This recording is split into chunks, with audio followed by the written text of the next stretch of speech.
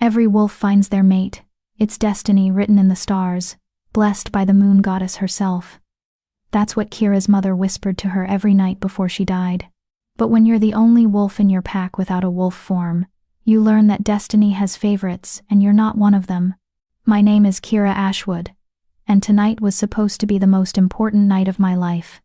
The mating ceremony.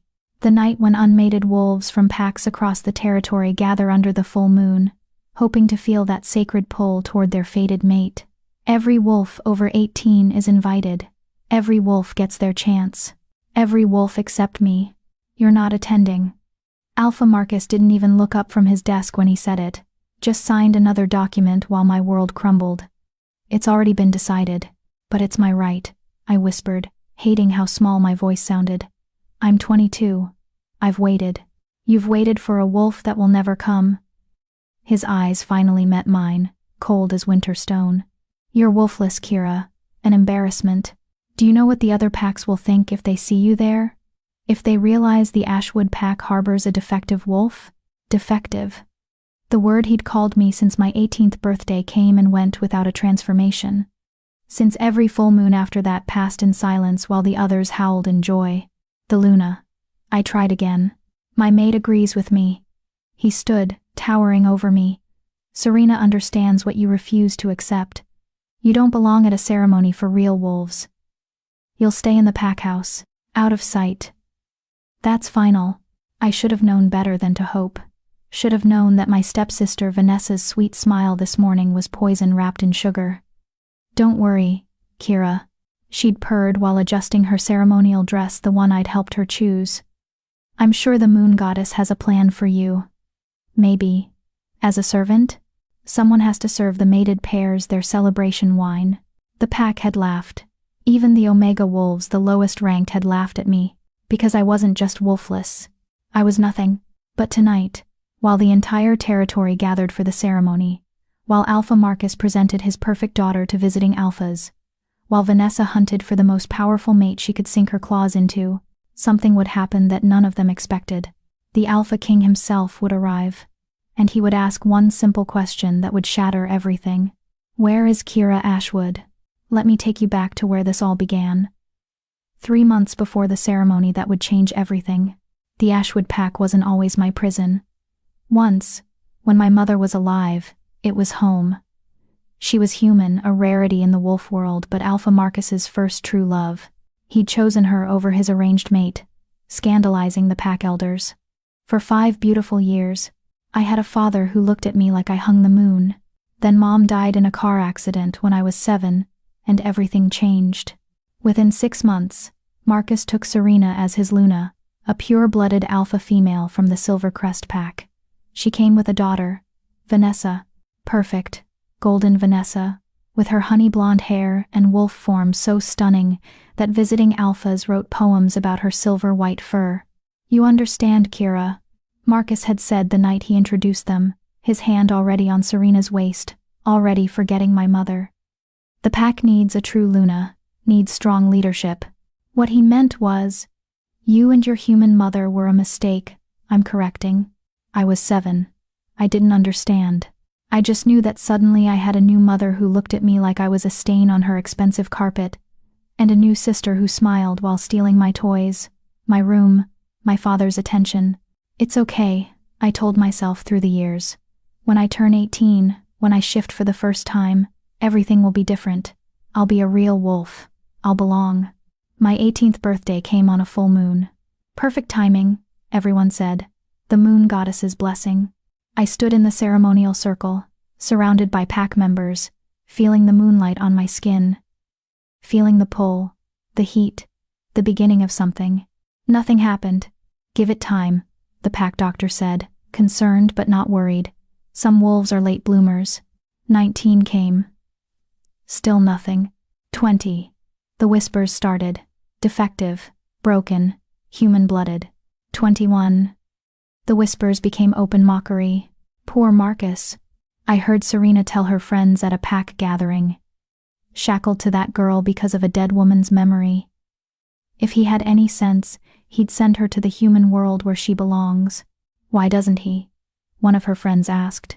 Serena's smile was sharp. Guilt. He actually loved that human woman, can you imagine? But guilt only stretches so far. Eventually, even he'll see reason. I wasn't supposed to hear that. But wolfless or not, I'd learned to move quietly, to become invisible. Survival skills. 22 arrived 3 months ago. That's when Marcus stopped pretending. You're not attending pack runs anymore, he announced at dinner, not even looking at me while Vanessa smirked into her wine glass. It's uncomfortable for the others, having you there. Unable to participate. I help with the preparations, I said quietly. I organize the Omegas can handle that. He cut his steak with precise, violent cuts. Find something else to occupy your time. Preferably indoors. Translation. Hide yourself. You're an embarrassment. The pack felt their alpha's rejection like permission. Suddenly, I was pushed in hallways. My belongings went missing. Food portions at pack meals shrank, until I started eating alone in my room, the smallest room in the pack house, the one that used to be storage. Vanessa led the cruelty parade with artistic precision. Kira, could you help me with this zipper? She'd call sweetly in front of others, then whisper when I got close. Must be nice, not worrying about clothes. Not like you'll ever have a mate to dress up for. Or, oh, Kira, I didn't see you there. You're so quiet, like a ghost. Maybe that's what you are, the ghost of what this pack used to be before we raised the standards. The worst part? She was right about one thing.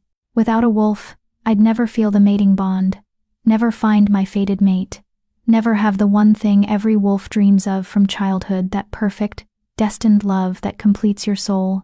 I'd be alone forever. But I had learned something that Vanessa, in all her golden perfection, had never needed to learn. I'd learned to survive, to think, to notice things others missed while they were busy being powerful and beautiful. Like how the pack's finances didn't quite add up, something I'd seen while helping Marcus's beta with paperwork before I was banned from that too. Like how Serena received mysterious letters with a silver crest pack seal that she burned after reading. Like how Vanessa's wolf form, stunning as it was, never quite looked her in the eyes during transformations, as if wolf and human weren't fully aligned. Like how visiting alphas always commented on our territory's excellent strategic position and valuable resources, with a hunger that had nothing to do with hospitality. I collected these observations like others collected pack bonds and affection, filed them away in my mind because knowledge was the only power I had. I didn't know yet that this knowledge would save my life. 3 days ago, the announcement came. The one that set everything in motion. The Alpha King calls a gathering. The messenger declared in our pack hall, his voice carrying the weight of ancient authority. All territories will send their unmated wolves to the grand mating ceremony. 3 nights hence, under the harvest moon, by order of King Damien Blackthorn himself. The hall erupted in excitement. The Alpha King ceremony happened once every decade. Wolves who found mates there were blessed by the king himself, a bond strengthened beyond normal measure. It was the opportunity of a lifetime. We'll send our best, Marcus announced proudly, his hand on Vanessa's shoulder. She glowed under his approval, already imagining which powerful alpha she'd ensnare. I felt that treacherous thing called hope flutter in my chest. Maybe this was my chance. Maybe among hundreds of wolves from across the kingdom, there might be just one who could be mine. Wolf or no wolf. Maybe the moon goddess hadn't forgotten me after all. That night, I knocked on Marcus's office door. That's when he said it. You're not attending. And my hope died quietly. Like it always did, while Vanessa probably heard through the door and smiled. If stories like Kira's remind you that worth isn't determined by others' cruelty, subscribe if you haven't to join others who believe hidden strength deserves recognition, because sometimes the wolves who can't howl learn to bite the hardest. Chapter 1. The Night of Broken Chains. The pack house was emptying like a sinking ship, and I was the only rat staying behind. From my tiny window, the one that overlooked the servants' entrance because of course it did, I watched them leave. Wolves dressed in their ceremonial finest, laughing and jostling each other with excited energy. The unmated ones practically vibrated with anticipation. Tonight, under the harvest moon, they might find their forever. Vanessa emerged like a queen, gracing peasants with her presence. Her dress was custom-made, a flowing silver creation that caught the moonlight and made her look ethereal. Her blonde hair was twisted into an intricate crown braid, woven with actual diamonds. Actual diamonds. I'd helped pay for those diamonds, actually. Well, my mother's inheritance had. The one Marcus controlled for my own good, until I turned 25. The one that seemed to shrink every year while Vanessa's wardrobe expanded. "You look stunning, darling," Serena cooed, adjusting a diamond that didn't need adjusting. "Every unmated alpha will fall at your feet, not just unmated alphas, mother." Vanessa's smile was sharp enough to cut. "I heard the Alpha King himself might be in attendance. Not to participate, of course he's too important for that, but to observe. To bless the bonds. King Damien Blackthorn." Serena's eyes glittered with calculation. Unmated still, despite being 30. If you could catch his eye. A Luna Queen. Vanessa's voice dripped with ambition. "I like the sound of that." They both laughed, that tinkling sound that always made my skin crawl, and swept toward the convoy of cars waiting to transport the pack to the ceremony grounds 3 hours away. Marcus emerged last, looking every inch the alpha in his formal attire. He paused, sniffed the air, then looked directly up at my window. For a moment, just a flash, I saw something in his eyes. Regret? Guilt? Then it was gone, replaced by cold dismissal. He turned away and climbed into his car. The convoy pulled away, taillights disappearing into the darkness like dying stars. Silence fell over the pack house like a burial shroud. I was alone. Completely, utterly alone.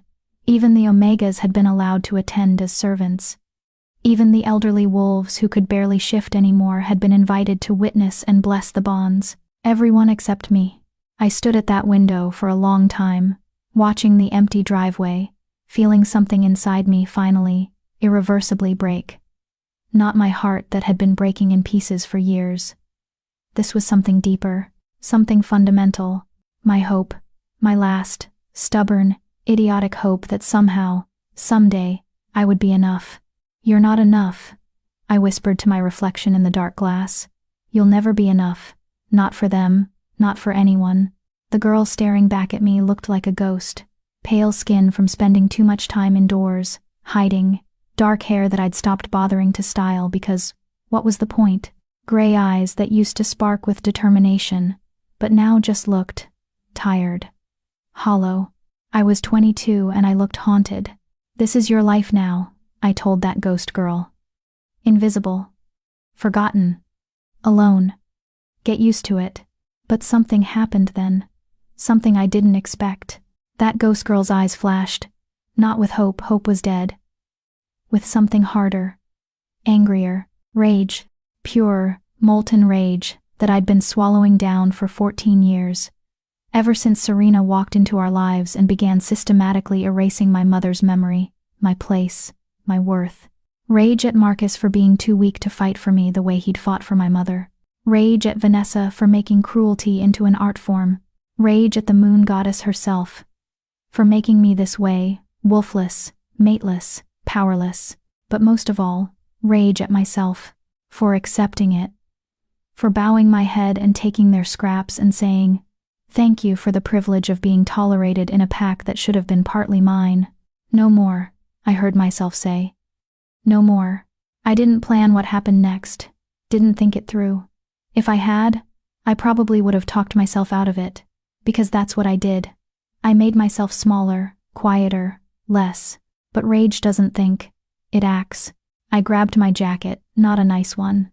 I didn't own nice things anymore, and walked out of my room. Down the stairs where I'd learned to skip the third step because it creaked. Through the kitchen, where I'd eaten alone for months. Out the back door that no one watched because who would bother guarding against me? The forest waited beyond the pack house, dark and deep and full of the sounds of normal wolves running with their packs on ceremony night. I walked into it anyway. I had no plan. No destination. I just walked. Branches catching my clothes. Roots trying to trip me. The darkness pressing in from all sides.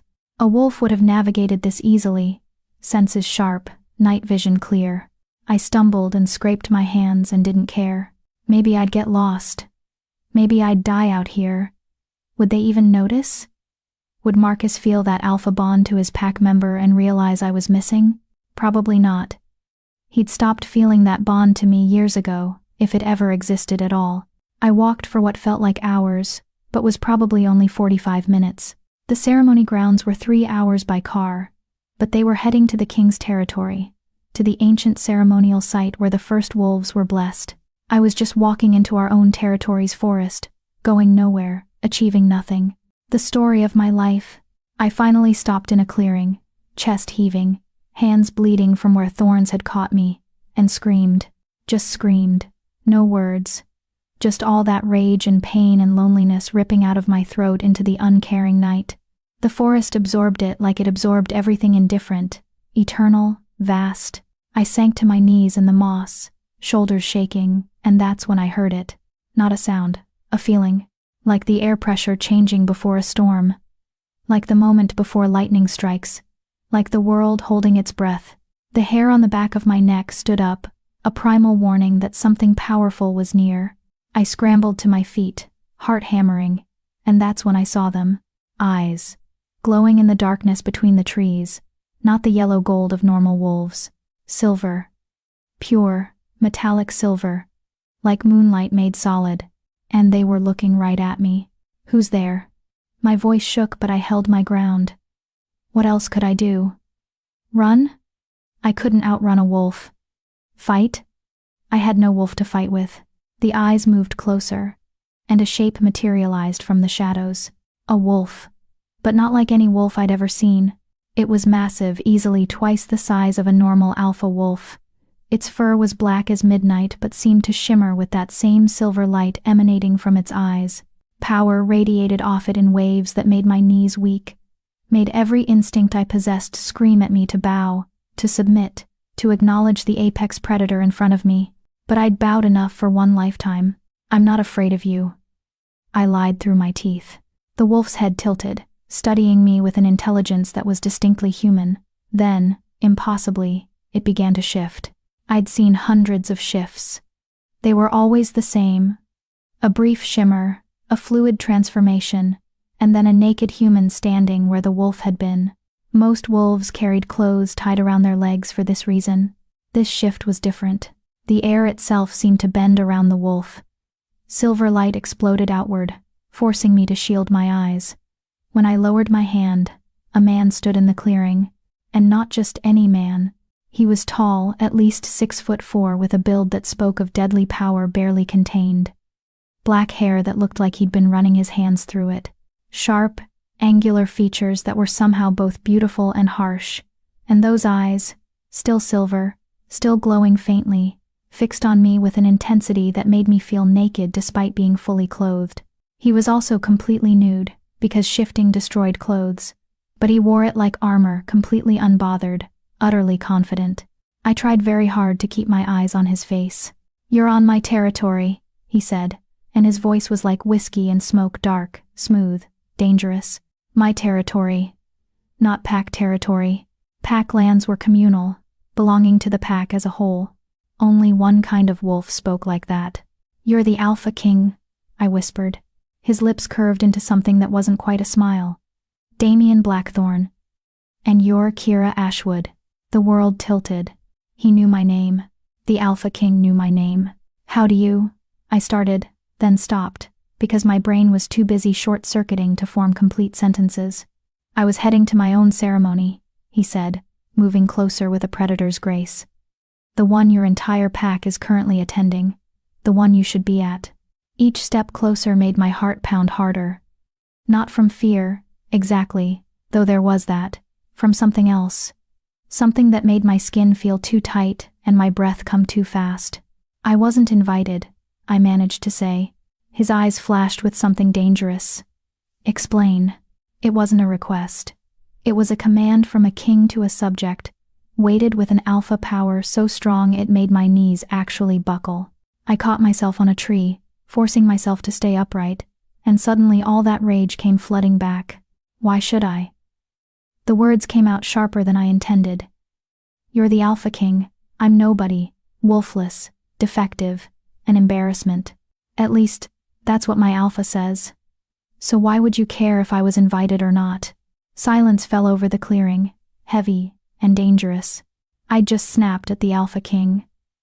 The most powerful wolf in the kingdom, the one who could end my life with a thought, who commanded ultimate authority over every pack, who I should be bowing to and calling, Your Majesty. Instead, I'd just mouthed off to him while covered in dirt and bleeding from thorn scratches in the middle of his forest, without an ounce of proper respect. My mother would be horrified, but my mother was dead, and I was so tired of being respectful to people who didn't respect me back. Damien Blackthorn stared at me for a long moment. Then he did something I didn't expect. He threw back his head and laughed. It was a real laugh, deep and genuine, and it transformed his harsh features into something almost warm. Almost. Wolfless, he repeated, still chuckling. Is that what they told you? It's what I am, I said bitterly. I never shifted. 18 came and went. 19. 20. 21. 22. No wolf. No bond to the pack. Nothing. Interesting. He moved closer still, now only a few feet away, and suddenly I was very aware of his size, his power, his nakedness. Tell me, Kira Ashwood, do you know why some wolves don't shift on their 18th birthday? Late bloomers? I offered weakly. Sometimes. His silver eyes bore into mine. Or suppressants. The word hung in the air between us like a bomb waiting to explode. Suppressants, I repeated slowly. Those are illegal. The council banned them 50 years ago after Port of Tace. After too many ambitious wolves used them to prevent rivals from shifting, Damien finished. To keep power concentrated, to eliminate threats. He took another step closer, and I could feel the heat radiating off his skin. Tell me, who prepares your food? My mind raced. The pack kitchen, but who specifically? I eat mostly in my room now. Vanessa usually brings dye. I stopped, the words dying in my throat. Vanessa, who'd been so sweet about bringing me dinner these past 4 years. You shouldn't have to eat with the pack if they're mean to you, Kira. I'll bring you something. Vanessa, who always made sure my plate was specially prepared. No, I whispered. She wouldn't. Why would she? Why would your stepsister want to keep you powerless? Damien's voice was soft but sharp. You're the Alpha's daughter. Trueborn, even if half-human. If you shifted, especially if you shifted into a strong wolf, you'd be a threat to her position. To her mother's position. The pieces clicked into place with horrifying clarity. The way Vanessa always insisted on preparing my plate herself at pack dinners, before I started eating alone. The special supplements Serena had insisted I take for my health starting at age 17. The way they'd both looked, almost relieved each birthday when I didn't shift, despite their fake sympathy. 4 years, I said, my voice hollow. They've been poisoning me for 4 years. Probably longer. Suppressants work best if started before the first shift. Damien's expression was carved from ice. They've been stealing your wolf from you, Kira. Keeping you weak. Keeping you nothing. Something inside me cracked wide open. All those years. All that pain. All that believing I was broken. Defective. Wrong. I wasn't broken. I was sabotaged. I'm going to kill them. I heard myself say calmly. I'm going to shift into whatever wolf I am, and I'm going to rip out their throats. Good, Damien said, and his smile was all teeth. But first, you're coming with me. Where? To the ceremony. His eyes glinted with something that might have been satisfaction, or might have been vengeance, hard to tell. Where I'm going to ask a very simple question in front of every alpha in my kingdom. Where is Kira Ashwood? And despite everything, despite the rage and the pain and the betrayal, I felt my lips curve into a smile that probably looked as dangerous as his. They banned me from the ceremony, I said. Said I'd be an embarrassment. Oh, you'll be present at this ceremony, Kira. Damien extended his hand to me, and even though he was still completely naked and I was a mess, and nothing about this situation made sense, I took it. And when your alpha has to explain to his king why he banned his own daughter from a royal summons, we'll see who's embarrassed. His hand was warm and rough, and the moment our skin touched, I felt it. A spark. A pulse. Like electricity running under my skin. Like recognition. No, it couldn't be. I was wolfless. I couldn't feel the mate bond. That was impossible. But Damien's eyes widened slightly, his grip on my hand tightening, and I knew he felt it too. Well, he said softly, dangerously. This just got interesting. Chapter 2. The King's Claim. I can't go to the ceremony like this, I said, finally finding my voice and trying very hard to ignore the fact that the Alpha King was still holding my hand, and still very much naked. I'm covered in dirt and blood, and you'll go exactly like this, Damien interrupted, his thumb brushing against my palm in a way that sent shivers up my arm. Covered in the evidence of what they've done to you. Let every alpha in my kingdom see what happens when a pack alpha abuses his authority. But, do you trust me, Kira? It was an absurd question. I'd known him for all of 10 minutes. He was the Alpha King, the most powerful, dangerous wolf in existence. Trust him? But when I looked into those silver eyes, I saw something that made my breath catch. Fury. Not at me. For me. The kind of protective rage that I'd spent years dreaming my father might show. I don't know you well enough to trust you, I said honestly. But I trust that you're angry about what they did. And right now, that's enough. His smile was sharp and approving. Smart girl. Now, we need to move quickly. The ceremony has already begun, and I need to make an entrance at precisely the right moment for maximum impact. You planned this, I realized. You knew I'd be here. I suspected. He finally released my hand, and I hated how much I missed the contact immediately. I've been investigating your pack for months.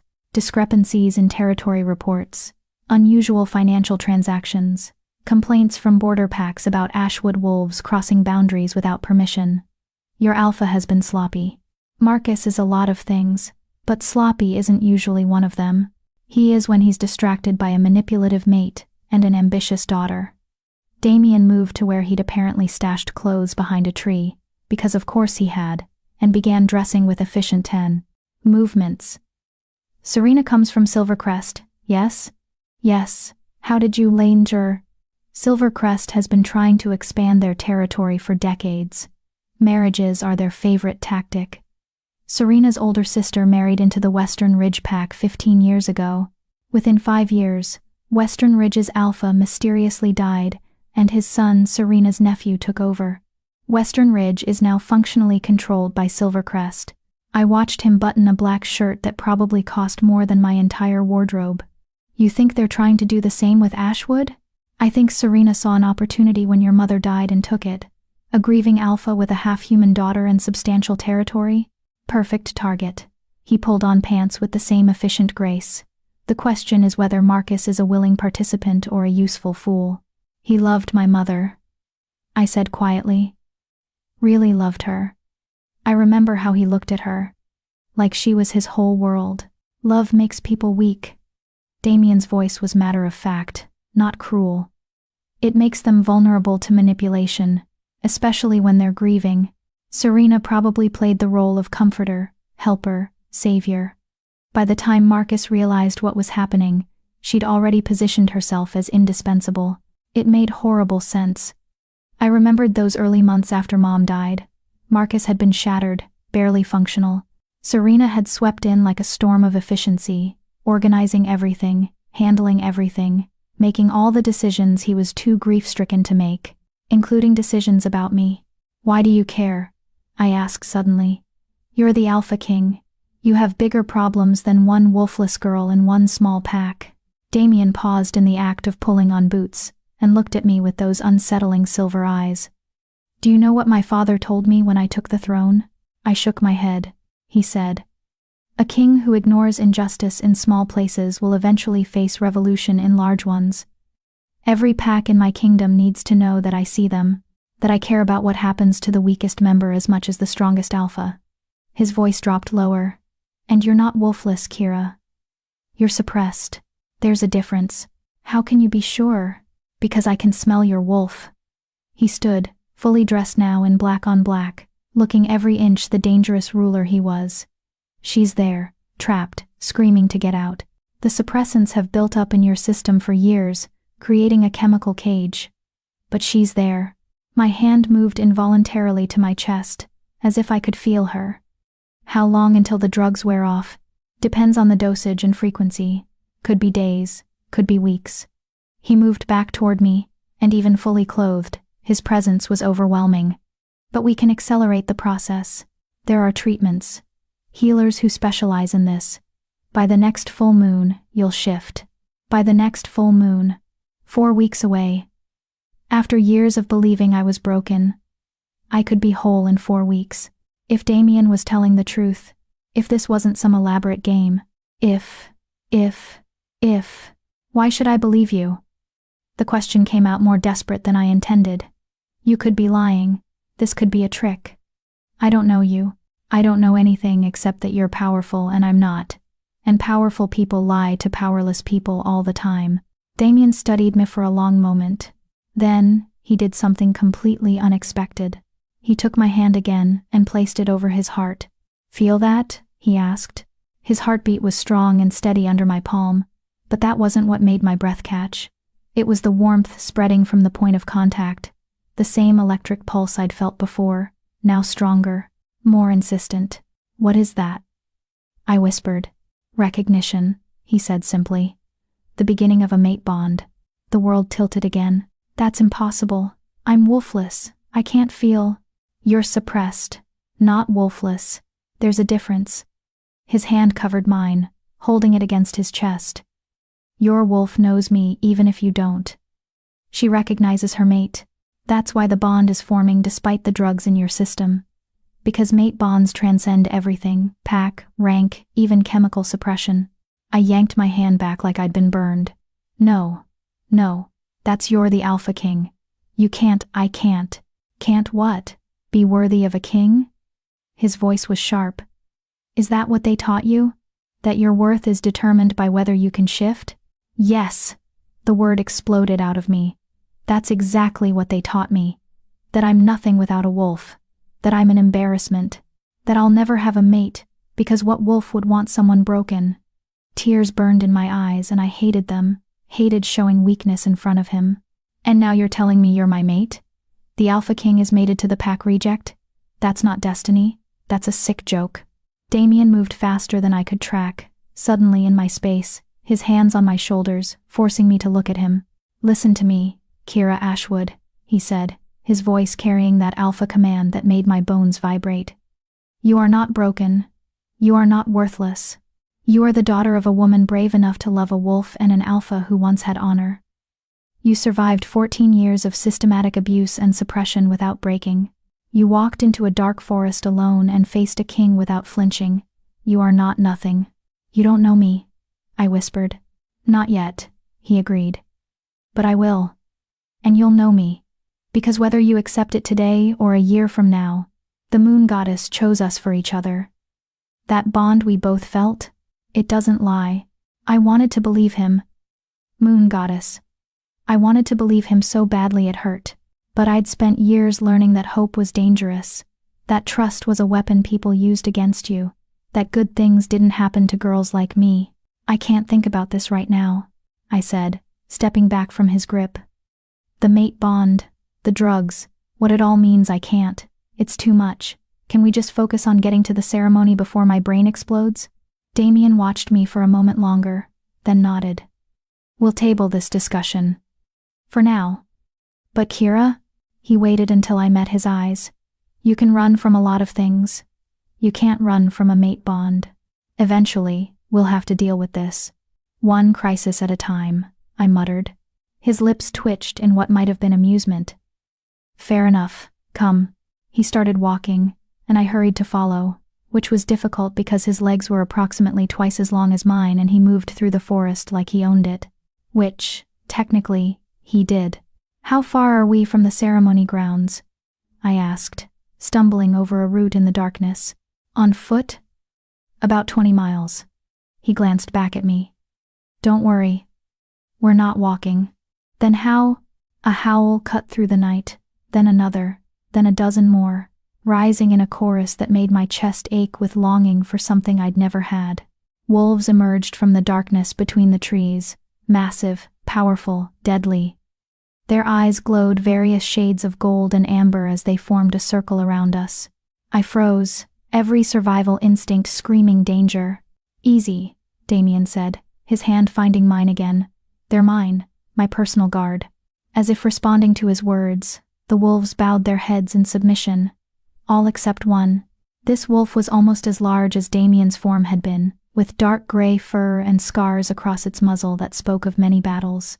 It padded forward and shifted in that same shimmer of light. A man emerged, middle-aged, built like a tank, with a face that had been broken and reset multiple times. He pulled on pants he'd had tied around his leg, and bowed to Damien. "Your Majesty, we've been tracking you since you shifted direction." "Of course you have, Garrett." Damien's tone was fond despite his words. "May I present Kira Ashwood?" "Kira, this is Garrett Stone, captain of my guard and the biggest mother hen you'll ever meet." Garrett's eyes landed on me, and I saw them widen slightly as he took in my appearance. Dirt, blood, torn clothes, and the fact that I was standing next to his king, while said king held my hand. To his credit, he didn't comment, just bowed his head to me respectfully. "Miss Ashwood." "Just Kira," I said weakly. "Please. We need to reach the ceremony grounds immediately," Damien said. "I assume you brought vehicles?" 3 SUVs, parked half a mile north. Garrett's eyes flicked between us. "Sir, if I may ask." "You may not." Damien's voice carried finality. "You'll know everything when everyone else does. For now, we move." The wolves shifted back, and suddenly we were surrounded by naked men and women pulling on clothes with practiced efficiency. They formed a protective formation around us, Garrett at the front, and we started moving. I'd seen pack formations before, but never like this. These wolves moved like a military unit, completely silent, completely coordinated. Every sound in the forest was assessed, every shadow checked. These weren't just guards. They were elite warriors, and they were protecting me. "Why aren't they questioning this?" I whispered to Damien as we walked. "I'm nobody. Why would your guards protect me like I'm important?" "Because you're with me," he said simply. "That makes you important. And..." He hesitated, which seemed unusual for him. "They can probably smell the beginning of the mate bond. It leaves a scent, mingles our pheromones." My face went hot. "You mean they all know we're potentially mated?" "Yes." He didn't sound bothered. "They won't speak of it until I confirm it publicly, but yes, they know." "Great, just great." The Alpha King's elite guard thought I was their future queen, and I looked like I'd been dragged through a forest backward. Which, to be fair, I basically had been. We reached the SUVs, sleek black monsters that probably cost more than my entire pack house and piled in. I ended up in the back seat next to Damien, with Garrett driving and 2 other guards in the front passenger seat and the 3rd row. The moment the door closed, Damien's hand found mine again in the darkness. "You're shaking," he observed quietly. "I'm about to walk into a room full of alphas who think I'm nothing, accompanied by the Alpha King, to publicly confront my father about being poisoned and suppressed for years." My voice came out higher than normal. "Of course I'm shaking. I should be vibrating out of my skin. They don't think you're nothing. They will when they see me." I gestured to my appearance. "I'm the wolfless reject who wasn't even invited. I'm the joke. The embarrassment. You're the survivor," Damien corrected. "And by the time this night is over, everyone in that room will know exactly what you survived.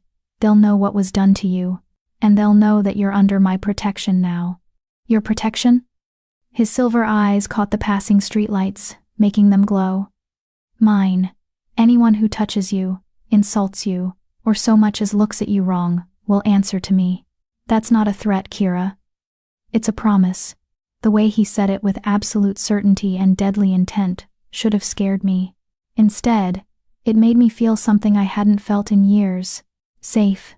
We drove in silence for a while, the forest giving way to more developed areas, then to the outskirts of the king's territory.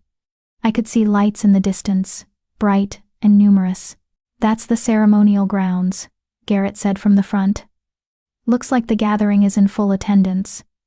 I'd estimate 300 wolves. Maybe more." 300. Moon Goddess. Kira. Damien's voice pulled my attention back to him. When we arrive, you stay close to me. Don't speak unless I indicate you should. Don't react to anything your pack says or does. Just stand there and let me handle it. I don't need you to fight my battles, I said, that familiar, stubborn pride rising up. Tonight you do. His grip on my hand tightened. Because this isn't just about you anymore. This is about every wolf in my kingdom knowing that suppressants will not be tolerated. That abuse of pack members will be investigated and punished. That rank doesn't put anyone above the law. You're my evidence, Kira, my proof. Let me use that to make sure this never happens to anyone else. Put that way, it made sense. This was bigger than my personal revenge, though I still really wanted to rip out Vanessa's throat. Okay, I agreed. I'll follow your lead. But after you've made your point then, can I tell them exactly what I think of them? Damien's smile was sharp and approving. After I've made my point, you can burn your bridges however you want. I'll even provide the matches. The SUV slowed as we approached a massive gate, flanked by guards who immediately snapped to attention when they saw the vehicles. The gate swung open without question. We drove through grounds that looked like something from a fairy tale. Ancient trees dripping with silver and gold decorations, pathways lit by thousands of glowing orbs, and at the center, a massive open pavilion where I could see hundreds of wolves gathered. The ceremony, my ceremony. The one I should have been at from the beginning. Are you ready? Damien asked as we pulled to a stop near the pavilion's entrance. Was I ready to face my pack? To confront Marcus? To stand in front of 300 wolves while looking like a disaster and feeling like my entire world was imploding? No, absolutely not. But I'd survived 14 years of abuse, 4 years of being slowly poisoned, and 22 years of believing I was fundamentally broken. I could survive this. Let's go ruin some lives, I said. Damien's laugh was low and dangerous. That's my girl. The guards exited first, forming a protective formation. Then Damien stepped out, moving around the vehicle to open my door himself. He extended his hand to me, and I took it, letting him help me out of the SUV. The moment I stood, I heard it. Music. Laughter. The ceremony in full swing, and then, cutting through it all, a voice I knew all too well, Vanessa's. Father, tell them about the time Kira tried to join a pack run and got lost for 6 hours. Laughter rippled through the pavilion, cruel, mocking laughter at my expense. Something in my chest, something that had been barely holding together, finally shattered. Damien, I said quietly. Yes? Burn it all down. His smile was savage and beautiful. With pleasure. He placed his hand on the small of my back and guided me forward, toward the lights and laughter and the pack that had thrown me away. Toward my reckoning.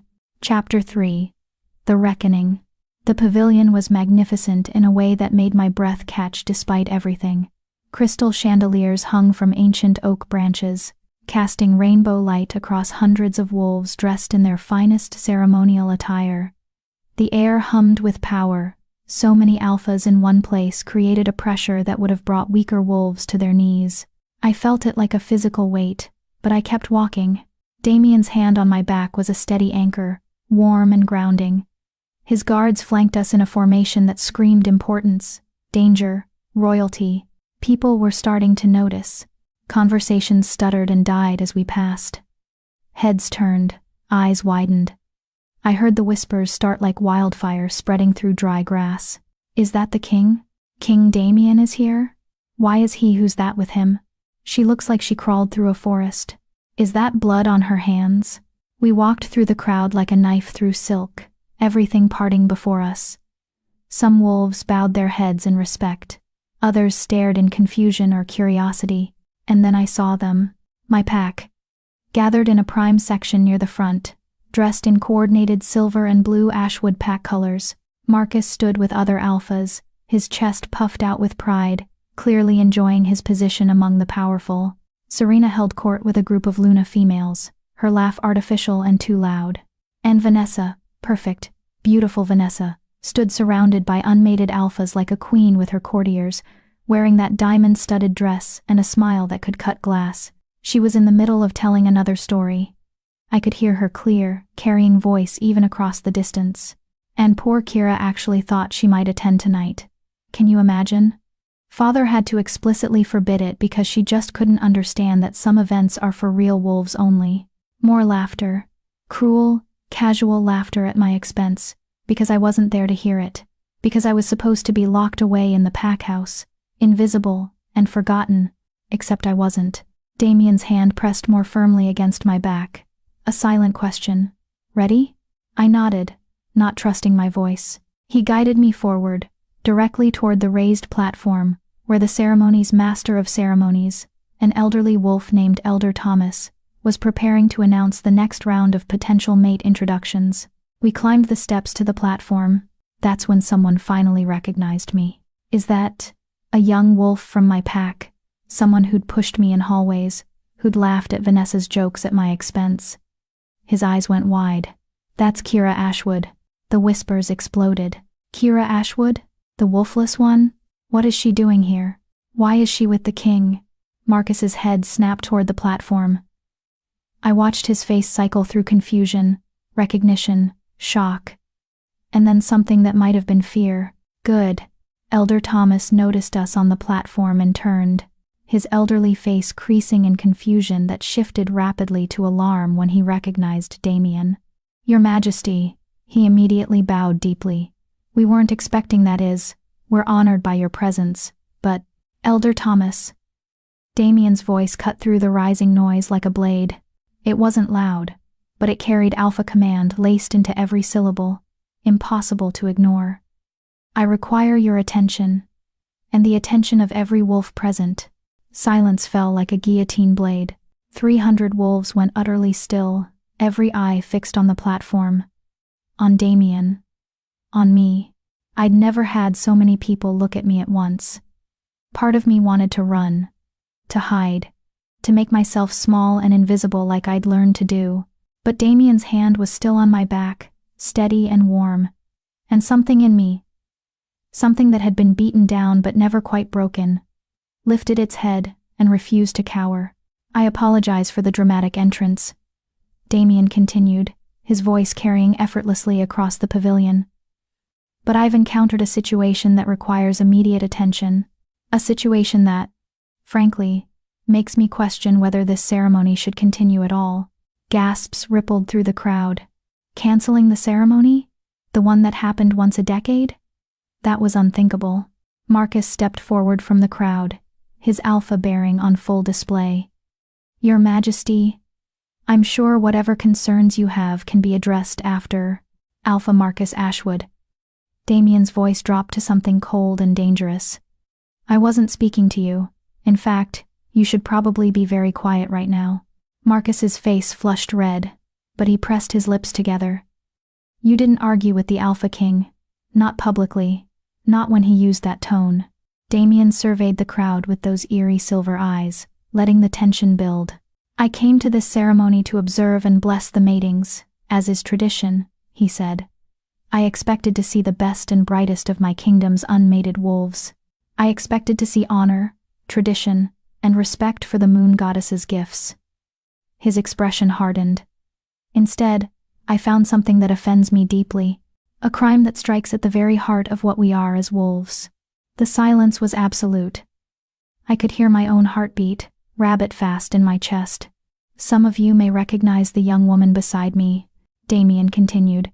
For those who don't, this is Kira Ashwood, daughter of Alpha Marcus Ashwood, 22 years old, and according to her pack, wolfless. The word rippled through the crowd with renewed whispers. I felt eyes crawling over me, assessing, judging, finding me wanting. Except she's not wolfless, Damien said, and his voice cracked like a whip. She's suppressed. For the past 4 to 6 years, possibly longer, someone has been dosing her with illegal suppressants, drugs banned by the council half a century ago, because they were used to eliminate rivals and consolidate power. Drugs that can cause permanent damage if used long enough. Drugs that have been slowly poisoning this young woman while her pack mocked her for being unable to shift. The pavilion erupted. Shouts of disbelief, horror, anger, alphas demanding to know who was responsible, Lunas clutching their own children closer. elder wolves shaking their heads in disgust. I watched my pack's section. Watched the Ashwood wolves' faces cycle through shock and confusion. Some looked genuinely horrified. Others looked skeptical. Vanessa had gone white as snow. Serena's face was a careful mask of shock. But her eyes were calculating, already planning her defense. Marcus looked like he'd been struck by lightning. That's impossible, Marcus managed, his voice shaking. Your Majesty, I don't know what you've been told, but Kira is simply a late bloomer, or perhaps you'd like to explain why your daughter was found wandering alone in the forest tonight, bloody and distressed, on a night when every unmated wolf in your pack was ordered to attend this ceremony? Damien's voice could have frozen fire. Why was Kira Ashwood, your legitimate daughter, banned from tonight's gathering? Marcus opened his mouth, closed it. No words came out. Let me guess, Damien continued, his tone conversational but laced with venom. She's an embarrassment. A liability. Wolfless girl reflects poorly on the Ashwood pack's reputation. Better to hide her away, keep her out of sight, pretend she doesn't exist. She was invited. Serena suddenly spoke up, stepping forward with her Luna's bearing fully engaged. Her voice rang with false concern. Of course she was invited, Your Majesty. Kira chose not to attend. She was feeling unwell, as she often does. Don't. The single word from Damien made Serena actually step back. Don't insult my intelligence by lying to my face, Luna. I can smell deception, and you reek of it. Serena's mask cracked, just a little. Kira. Damien turned to me, his voice gentler. Tell everyone here what happened tonight. This was it, my moment. Every eye in the pavilion on me, waiting. My throat felt like sandpaper. My hands were shaking. But I lifted my chin and forced myself to speak. Alpha Marcus told me 3 days ago that I wasn't allowed to attend the ceremony, I said. My voice came out quieter than I wanted, but it carried in the dead silence. He said I was an embarrassment, that other packs would think less of Ashwood if they saw a wolfless pack member. He ordered me to stay in the pack house, out of sight. That's not, Marcus started. He's not finished, Damien snapped. I took a shaky breath. I've been told my entire life that I'm defective, broken, that I'm nothing without a wolf. My stepmother and stepsister have spent years making sure I know my place. Which is nowhere. Hidden. Forgotten. Alone. My voice was getting stronger now, anger burning through the fear. I eat alone because they made pack meals unbearable. I stay in the smallest room in the pack house because my original room, my mother's room, was given to Vanessa the year after my mother died. I'm not allowed at pack runs, pack meetings, or apparently, ceremonies that every other wolf is invited to. Because I'm the embarrassment. The reject. The wolfless failure who should have had the decency to disappear. Wolves in the crowd were growling now. Low, angry sounds. Because pack was everything to wolves. Family was sacred. And what I was describing, systematic exclusion and abuse, it went against every instinct they had. And the suppressants? Elder Thomas asked, his aged voice sharp. Do you know who administered them? I looked at Vanessa, at her white face and wide eyes, and the way her hands were clenched into fists at her sides. My stepsister, I said clearly. Vanessa. She always insisted on preparing my meals personally. Said she was being kind, bringing food to my room so I didn't have to face the pack. She gave me supplements that she said would help with my health. Starting when I was 17, right before my 18th birthday. Every head turned to Vanessa. She laughed. Actually laughed, high and brittle and false. This is insane, she said, her voice carrying that same sweet tone she always used. Your Majesty, surely you don't believe this? She's confused. Probably attention-seeking because she's upset about missing the ceremony. I love my sister. Sister? The word came out of my mouth like poison. You've never called me sister before. You call me the wolfless one, when you think I can't hear. You've spent 4 years making my life hell while slowly poisoning me, and now you're going to stand there and claim you love me? End quote. I do love you. Vanessa's eyes filled with tears. Perfect. Crystalline tears that probably looked genuine to people who didn't know her. I've tried so hard to help you, to support you, and this is how you repay me? By making up horrible lies in front of the king? She was good. Really good. I could see some wolves in the crowd wavering, uncertain. But Damien wasn't wavering. Garrett, he said calmly. The captain of the guard stepped forward, holding something in his gloved hand. A small vial of amber liquid, found in Miss Vanessa Ashwood's personal belongings, Garrett said, his voice flat and professional. While you were making your entrance, Your Majesty, I took the liberty of having my team search the Ashwood Pack's guest quarters. This was hidden in a locked case under Miss Vanessa's bed. He held up the vial. And even from where I stood, I could see the liquid inside shimmer with an oily, unnatural sheen. Suppressants, Elder Thomas breathed, his face going gray. Moon Goddess preserve us. Those are suppressants. The pavilion exploded into chaos. Alphas were shouting, demanding justice. Wolves from other packs were backing away from the Ashwood section like they carried plague. My own pack members were staring at Vanessa with horror and dawning rage, because this wasn't just about me anymore. This was about the law, about honor, about a crime so serious that it carried a mandatory sentence. Vanessa's face had gone from white to gray. That's not mine. Someone planted it. Kira probably. Kira has been with me for the past 2 hours, Damien said coldly. And my guards don't plant evidence. They found it, locked in your personal case, hidden under your bed. Would you like to explain how it got there if you didn't put it there yourself? Vanessa's mouth opened and closed like a fish. No words came out. Serena suddenly pushed forward, her Luna's bearing cracking into something desperate. Your Majesty, please. My daughter is young, foolish perhaps, but she meant no harm. It was a misguided attempt to help. Kira was so depressed about not shifting, and Vanessa thought that poisoning her stepsister would help her depression? Damien's voice was sharp enough to draw blood. Please, Luna Serena, explain to me how systematic poisoning is helpful. It was to protect her. Serena's voice rose, desperation bleeding through. Don't you see? Every birthday that passed without a shift, Kira became more of a target. Wolves were talking, questioning Marcus's bloodline, wondering if he was weak. We were protecting the pack's reputation, protecting Marcus's position, protecting yourselves, I said quietly. You were protecting yourselves. Because if I shifted, especially if I shifted into a strong wolf, I'd be a threat to your positions, to Vanessa's status as the favored daughter, to your control over my father and the pack. Serena's eyes met mine, and for a moment, the mask dropped completely. I saw cold calculation, pure ambition, and no remorse whatsoever.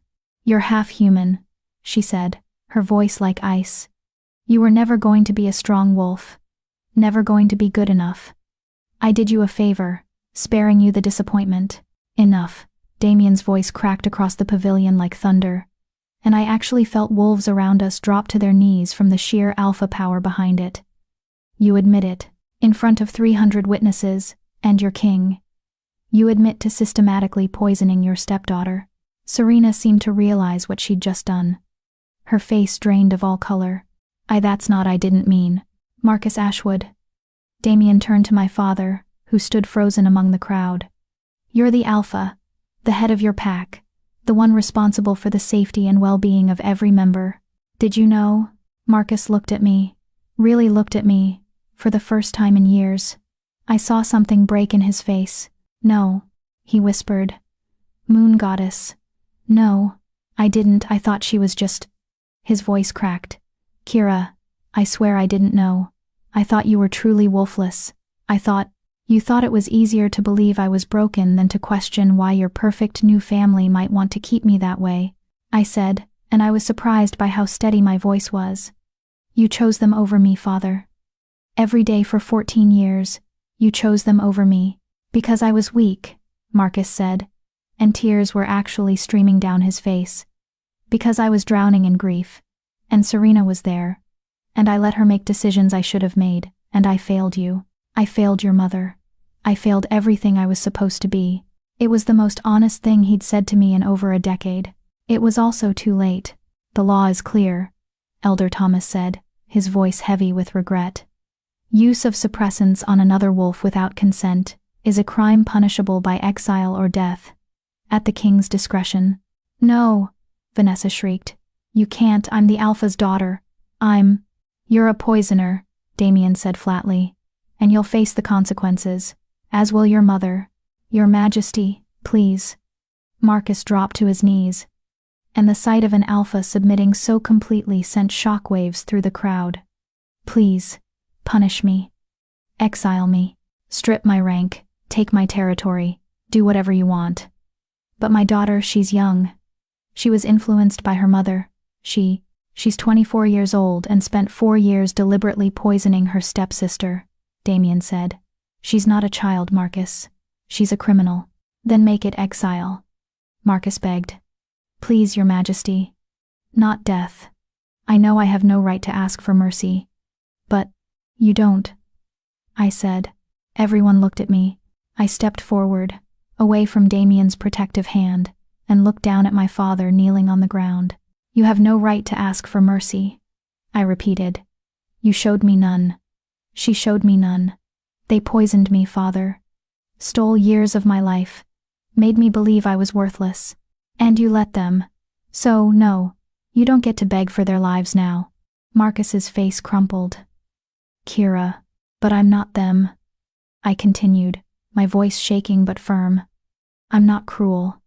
I'm not vindictive, and I don't want their deaths on my conscience. I turned to Damien. Exile, for both of them, stripped of rank and pack bonds, banned from all pack territories in the kingdom. They can go live as rogues and see how they like being nothing. Damien studied me for a long moment. You're certain? The law allows for harsher punishment. I'm certain. Let them live with what they've done. That's punishment enough. He nodded slowly, then raised his voice to carry across the pavilion. By the authority vested in me as Alpha King, I hereby strip Luna Serena Ashwood and Vanessa Ashwood of their ranks, pack bonds, and territory rights. They are exiled from this kingdom, effective immediately. Any pack that harbors them will face sanctions. Any wolf that assists them will be investigated. They are alone. They are nothing, and they are gone. The words resonated with power, with finality. I watched as Serena and Vanessa both gasped, clutching their chests as the pack bonds were severed. It was painful, like having part of your soul ripped away. I knew because I'd felt the bonds weakening over the years as Marcus pulled away from me. But this was different. This was complete. Total. Irrevocable. Guards moved forward, Damien's guards, not pack wolves, and took hold of Serena and Vanessa. No! Vanessa screamed, struggling. Father, don't let them. Father, please. But Marcus just knelt there, broken and crying, and said nothing. They were dragged away, Vanessa screaming curses and Serena silent and stony-faced. And I felt nothing. No satisfaction. No joy. Just exhaustion. Marcus Ashwood, Damien continued. You failed in your fundamental duty as Alpha.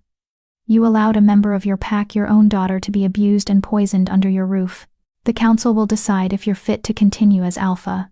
Until then, you're on probation. One more failure, one more sign of weakness, and you'll lose everything. Do you understand? Yes, Your Majesty, Marcus whispered. Now get out of my sight. Marcus stood on shaking legs and walked away, suddenly looking decades older. The rest of the Ashwood pack followed, their heads down, carrying the shame of what had been revealed. I stood on the platform, surrounded by hundreds of staring wolves, and felt the weight of it all crash down on me. My legs gave out. Damien caught me before I hit the ground, pulling me against his chest, his arms strong and steady around me. I've got you, he murmured into my hair. You're safe. You did it. It's over. Is it? I asked, my voice muffled against his shirt. The worst of it, yes. His hand stroked my back in soothing circles. The rest we'll handle together. Together. The word should have terrified me. Instead, it felt like a promise. Like maybe, for the first time in 14 years, I wasn't alone. Chapter 4. Awakening. I don't remember much about leaving the pavilion. Just fragments, Damien's arms around me, The whispers of 300 wolves following us out, the cool night air on my face, Garrett's gruff voice saying something about getting her to safety.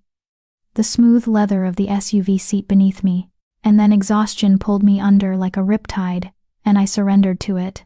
I woke to sunlight streaming through windows that were definitely not mine, in a bed that felt like sleeping on a cloud, under sheets that probably cost more than everything I'd ever owned combined.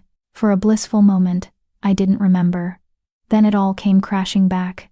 The ceremony, the confrontation, Damien revealing everything in front of the entire kingdom's unmated wolves. Vanessa and Serena's exile. Marcus's broken face. The mate bond. I sat up too quickly and immediately regretted it as the room spun. I looked down at my hands. Someone had cleaned and bandaged the cuts from the thorns. I was wearing soft pajamas that definitely weren't mine, and I smelled like lavender soap. Someone had bathed me while I was unconscious. That should have been alarming, but mostly I was grateful not to be covered in forest debris anymore. "You're awake." A woman's voice, warm and professional, came from a chair by the window. She was middle-aged, with kind eyes and the bearing of someone used to authority. "I'm Dr. Sarah Chen, the Royal Pack physician. How are you feeling?" "Like I got hit by a truck full of emotional trauma," I said honestly. Her lips twitched. "That's surprisingly accurate. You collapsed from exhaustion and shock last night. His Majesty carried you here himself, and refused to leave until I assured him you were stable." She stood and approached the bed, her movements calm and measured. "May I examine you?"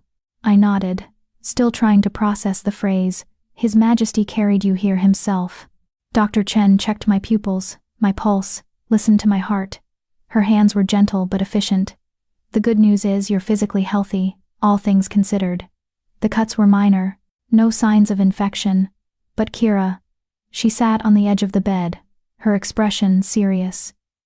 "The suppressants in your system are another matter. I drew blood while you slept, with His Majesty's permission. The levels are concerning." "How concerning?" "You've been dosed consistently and heavily for at least 4 years, possibly longer. The chemical buildup is significant. We can flush most of it out with treatments, but..." She hesitated. "There may be permanent effects. Delayed shifting, difficulty maintaining wolf form at first. Possible pain during your first transformations.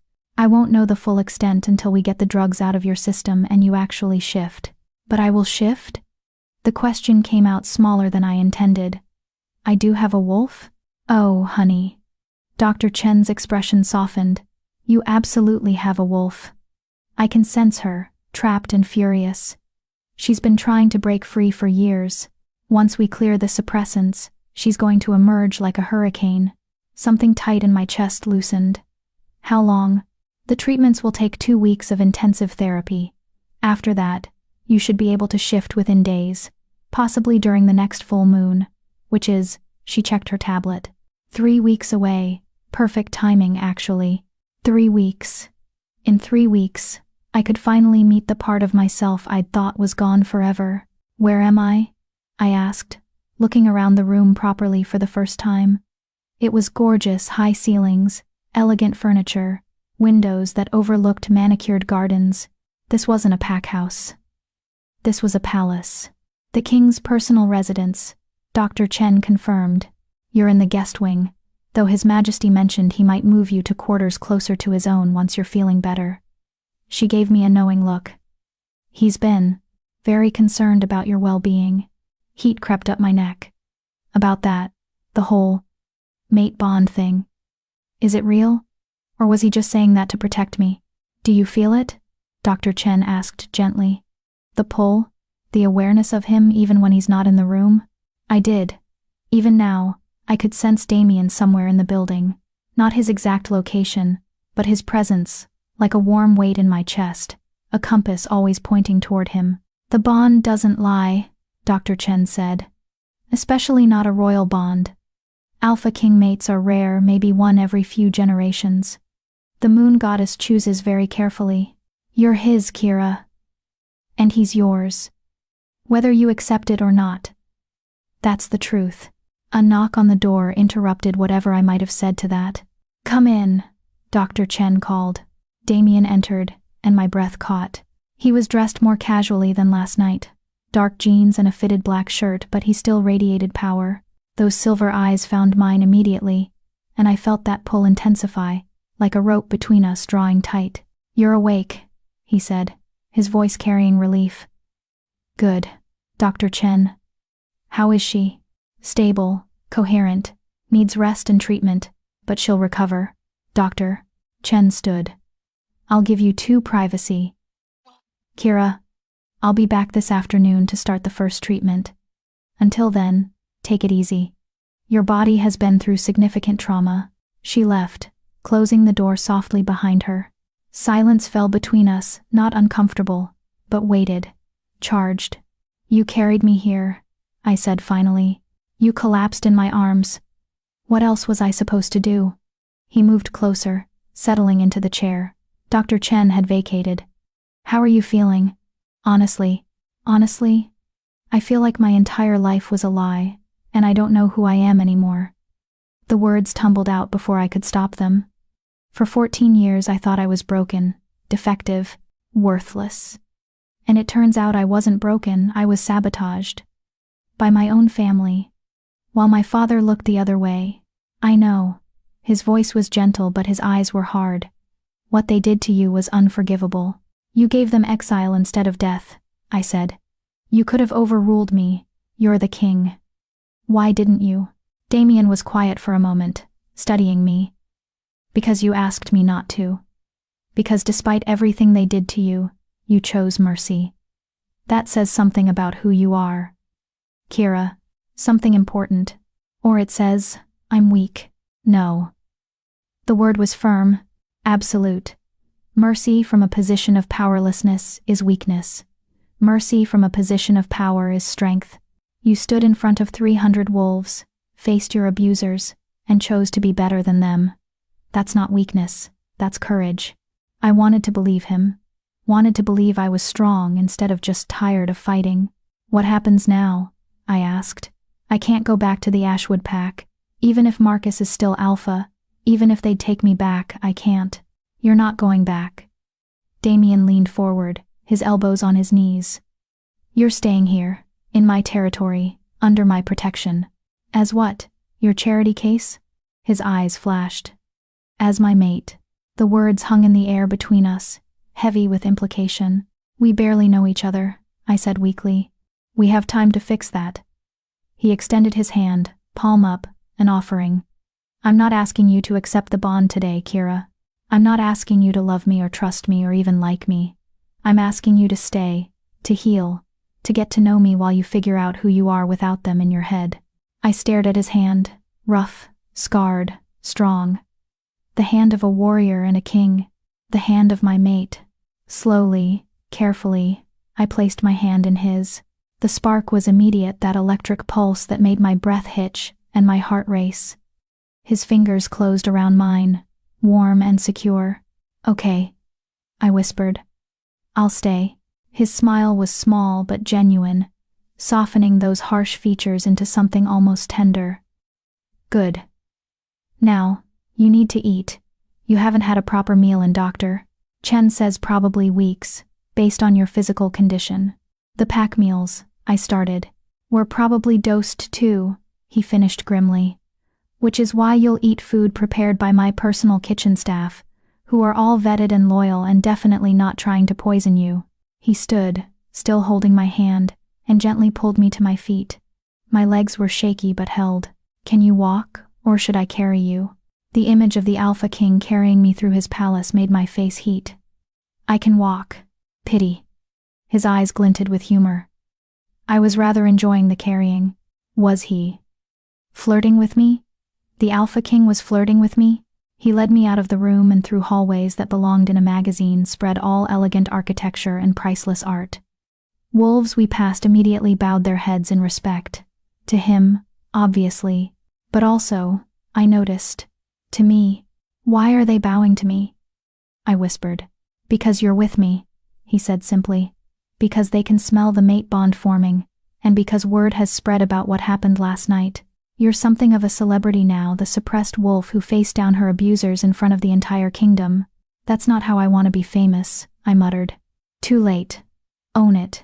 We reached a small dining room, smaller than the formal ones, he explained, used for private meals. A table was already set with enough food for a small army. My stomach growled loudly. Damien's laugh was low and warm. Sit, eat, I'll answer any questions you have. I sat and started filling my plate, trying not to look too desperate. But the food, moon goddess.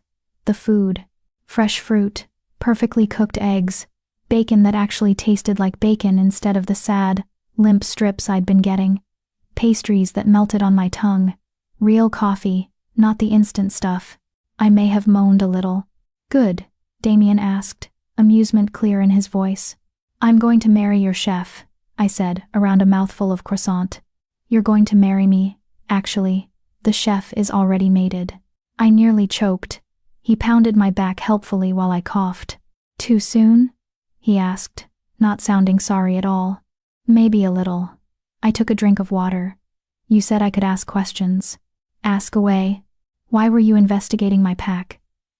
You said last night that you'd been looking into the Ashwood territory for months. Why? Damien's expression turned serious. Multiple reasons. Financial irregularities. Your pack's accounts showed significant transfers to Silvercrest pack over the years. Border disputes with neighboring packs that Marcus always seemed to resolve in Silvercrest's favor. Reports of unusual activity along your southern border. He leaned back in his chair. And then there were the rumors about you. About me? About Marcus Ashwood's first daughter. The one who never shifted. The one who disappeared from pack events. The one nobody talked about. His silver eyes held mine. Suppressants leave a trail, Kira. Not just chemical, but behavioral. A wolf who should have shifted but doesn't, combined with a pack that systematically erases that wolf from public view. That's a pattern, one I've seen before. This has happened before? 3 times in my reign. Each time, I was too late. The suppressed wolf had either died from the drugs, been killed by their pack, or been driven to suicide. His jaw tightened. I wasn't going to be late again, so I started investigating, planted wolves in neighboring packs to watch and report, reviewed every document from Ashwood territory for the past 15 years, and last night, I decided to see for myself. So, you came to the forest looking for me? I came to Ashwood territory looking for evidence. I found you instead. His voice softened. I found you screaming in a clearing, bloody and alone and so damn angry at the world, and I felt the bond snap into place like lightning. Do you believe in fate? I asked quietly. I didn't used to. He reached across the table, his fingers brushing mine. But the moon goddess doesn't make mistakes. She knew you needed someone powerful enough to protect you, patient enough to let you heal, and strong enough to handle the fire I can sense burning inside you. She knew I needed someone brave enough to face me without flinching, honest enough to call me on my bullshit, and kind enough to show mercy when vengeance would be easier. His fingers laced with mine. So yes, Kira, I believe in fate. Because fate gave me you. My throat felt tight. I'm not who you think I am. I'm not brave or strong. I'm just surviving. You survived 14 years of abuse and 4 years of systematic poisoning without breaking, he said. You stood in front of 300 wolves and told your truth. You showed mercy to enemies who showed you none. And you're sitting here now, planning to keep fighting even though you're terrified. That's not just surviving, Kira. That's warrior spirit. I don't feel like a warrior. You will. His smile was fierce and proud. Once you shift, once you meet your wolf, once you start training, you'll feel it. That strength you've been suppressing to survive, you won't have to suppress it anymore. Training, shifting, meeting my wolf, living without fear. It sounded like a fantasy, like something that happened to other people, not to wolfless rejects from small packs. Except I wasn't wolfless, wasn't a reject, wasn't powerless, not anymore. Tell me about being Alpha King, I said, changing the subject before I could cry into my eggs. What's it like? He laughed. Honestly, endless paperwork, diplomatic headaches, and managing the egos of territorial alphas who all think they know better than me. Sounds terrible. It has its moments. His expression turned thoughtful. But it's also rewarding. When I can actually help someone, make a real difference like last night, it reminds me why I took the throne in the first place. Why did you take the throne, I mean? You don't seem like you enjoy the political aspects. I don't. But my father was dying, and the alternative was my uncle, a wolf who thought power meant dominance and cruelty. Who would have turned this kingdom into a dictatorship? Damien's voice was quiet. So I challenged him for the succession, beat him in single combat in front of the council, and spent the next 8 years cleaning up decades of corruption and establishing new laws to protect wolves like you. How old were you? 22. Same age as you are now. I tried to imagine being 22 and taking on that responsibility. Couldn't. You must have been terrified. Every single day. His admission surprised me. Still am, sometimes. But fear doesn't mean you don't act. It means you act despite the fear. We ate in comfortable silence for a while. I worked my way through an embarrassing amount of food while Damien watched with what looked like satisfaction. What? I asked, catching him staring. You're eating, actually eating, not picking. It's good to see. Your chef is a wizard. I'm pretty sure these pastries contain actual magic. I'll pass along the compliment. He glanced at the clock. Dr. Chen will be back soon to start your first treatment. Until then, would you like to see the territory?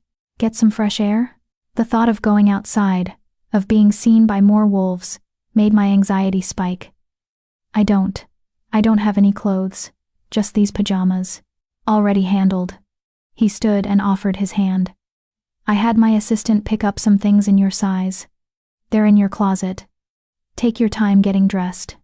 I'll wait. He left before I could protest, and I found myself back in the gorgeous bedroom with its cloud-like bed. The closet, because of course there was a walk-in closet, was filled with clothes. Not fancy ceremonial dresses, but practical, comfortable things. Jeans that actually fit, soft sweaters, sturdy boots. Everything in my size, everything in colors I actually liked. Someone had paid attention, had cared enough to get it right. I dressed in jeans and a deep green sweater that made my gray eyes look almost silver, brushed my hair, and stared at myself in the mirror. The girl looking back didn't look like a victim, didn't look broken or defeated. She looked like someone who'd survived, who was still standing, like someone who might, someday, be strong. Not yet, I told my reflection, but maybe soon. When I emerged, Damien was waiting in the hallway, and the way his eyes lit up when he saw me made something warm bloom in my chest. Beautiful, he said simply. It's just jeans. I wasn't talking about the clothes. And just like that, I was blushing like a teenager. He led me outside, through gardens that looked like they belonged in a fairy tale. And I felt it, the pull of the earth, the whisper of wild things, the sense of something waiting just beneath my skin. My wolf, trapped but there, patient, strong. I can feel her, I whispered. Damien's hand found mine. Good. Hold on to that feeling. Let it remind you what they tried to take from you, what they failed to take from you. What if I'm not strong enough? When I shift, what if my wolf is weak? What if, Kira? He stopped walking and turned to face me fully. Do you know what suppressants do to wolves who are actually weak? They simply prevent the shift. The wolf never emerges at all. His silver eyes bored into mine. But your wolf? She's been fighting the drugs for years. Fighting to break free. Fighting to protect you. That's not weakness. That's strength beyond measure. How do you know? Because I can feel her too. Through the bond. And she's magnificent. Magnificent. The words settled into my chest like a promise. Maybe I wasn't broken after all. Maybe I never was. Chapter 5. The Wolf Within. 2 weeks passed like a dream I was afraid to wake from. Dr. Chen's treatments were brutal injections that burned like fire through my veins, herbs that made me violently ill, sessions in a specialized chamber that supposedly accelerated cellular purification, but felt like being slowly electrocuted. Every day, I'd collapse into bed, feeling like I'd been torn apart and badly reassembled. But every day, I felt her stronger. My wolf, clawing at the chemical cage, getting closer to freedom. And every day, Damien was there. He sat with me during the worst treatments, holding my hand while I screamed. He carried me back to my room when I couldn't walk. He read to me when the pain was too bad to sleep, his deep voice anchoring me when I wanted to give up. "Why are you doing this?" I asked one night, after a particularly bad session. "You're the Alpha King. You have a kingdom to run. Why are you spending hours sitting with me?" He looked up from the book he'd been reading, some ancient text about wolf history that I was pretending to listen to. "Because you're mine to care for. Because the bond demands it. Because I want to." "The bond," I started, "is only part of it," he interrupted gently. "Yes, the mate bond creates a pull, a need to be near you. But Kira, I like you. I like your stubborn refusal to give up. I like how you mock my terrible jokes. I like that you're not impressed by titles or power. I like watching you discover who you are without them in your head." His silver eyes held mine. "The bond brought us together. But I'm choosing to stay." Choosing. The word felt important, revolutionary even. No one had ever chosen me before.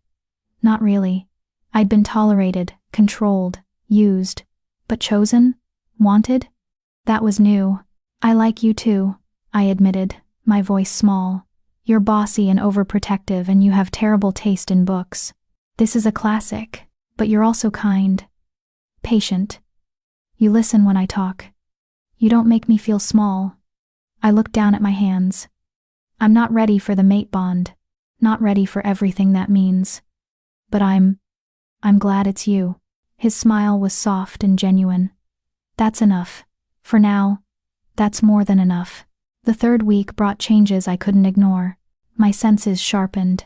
I could hear conversations from rooms away, could smell the individual components in my food, could see in the dark like it was merely dim instead of pitch black. My strength increased.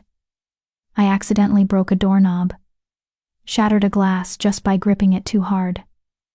Dr. Chen said it was normal, my wolf's strength bleeding through as the suppressants cleared. And the dreams started. Every night, I dreamed of running. Of 4 paws instead of 2 feet. Of forest and moonlight and the pure joy of speed. I'd wake up with phantom memories of fur and claws, reaching for something just beyond my grasp. "Soon," Dr. Chen said during my final treatment.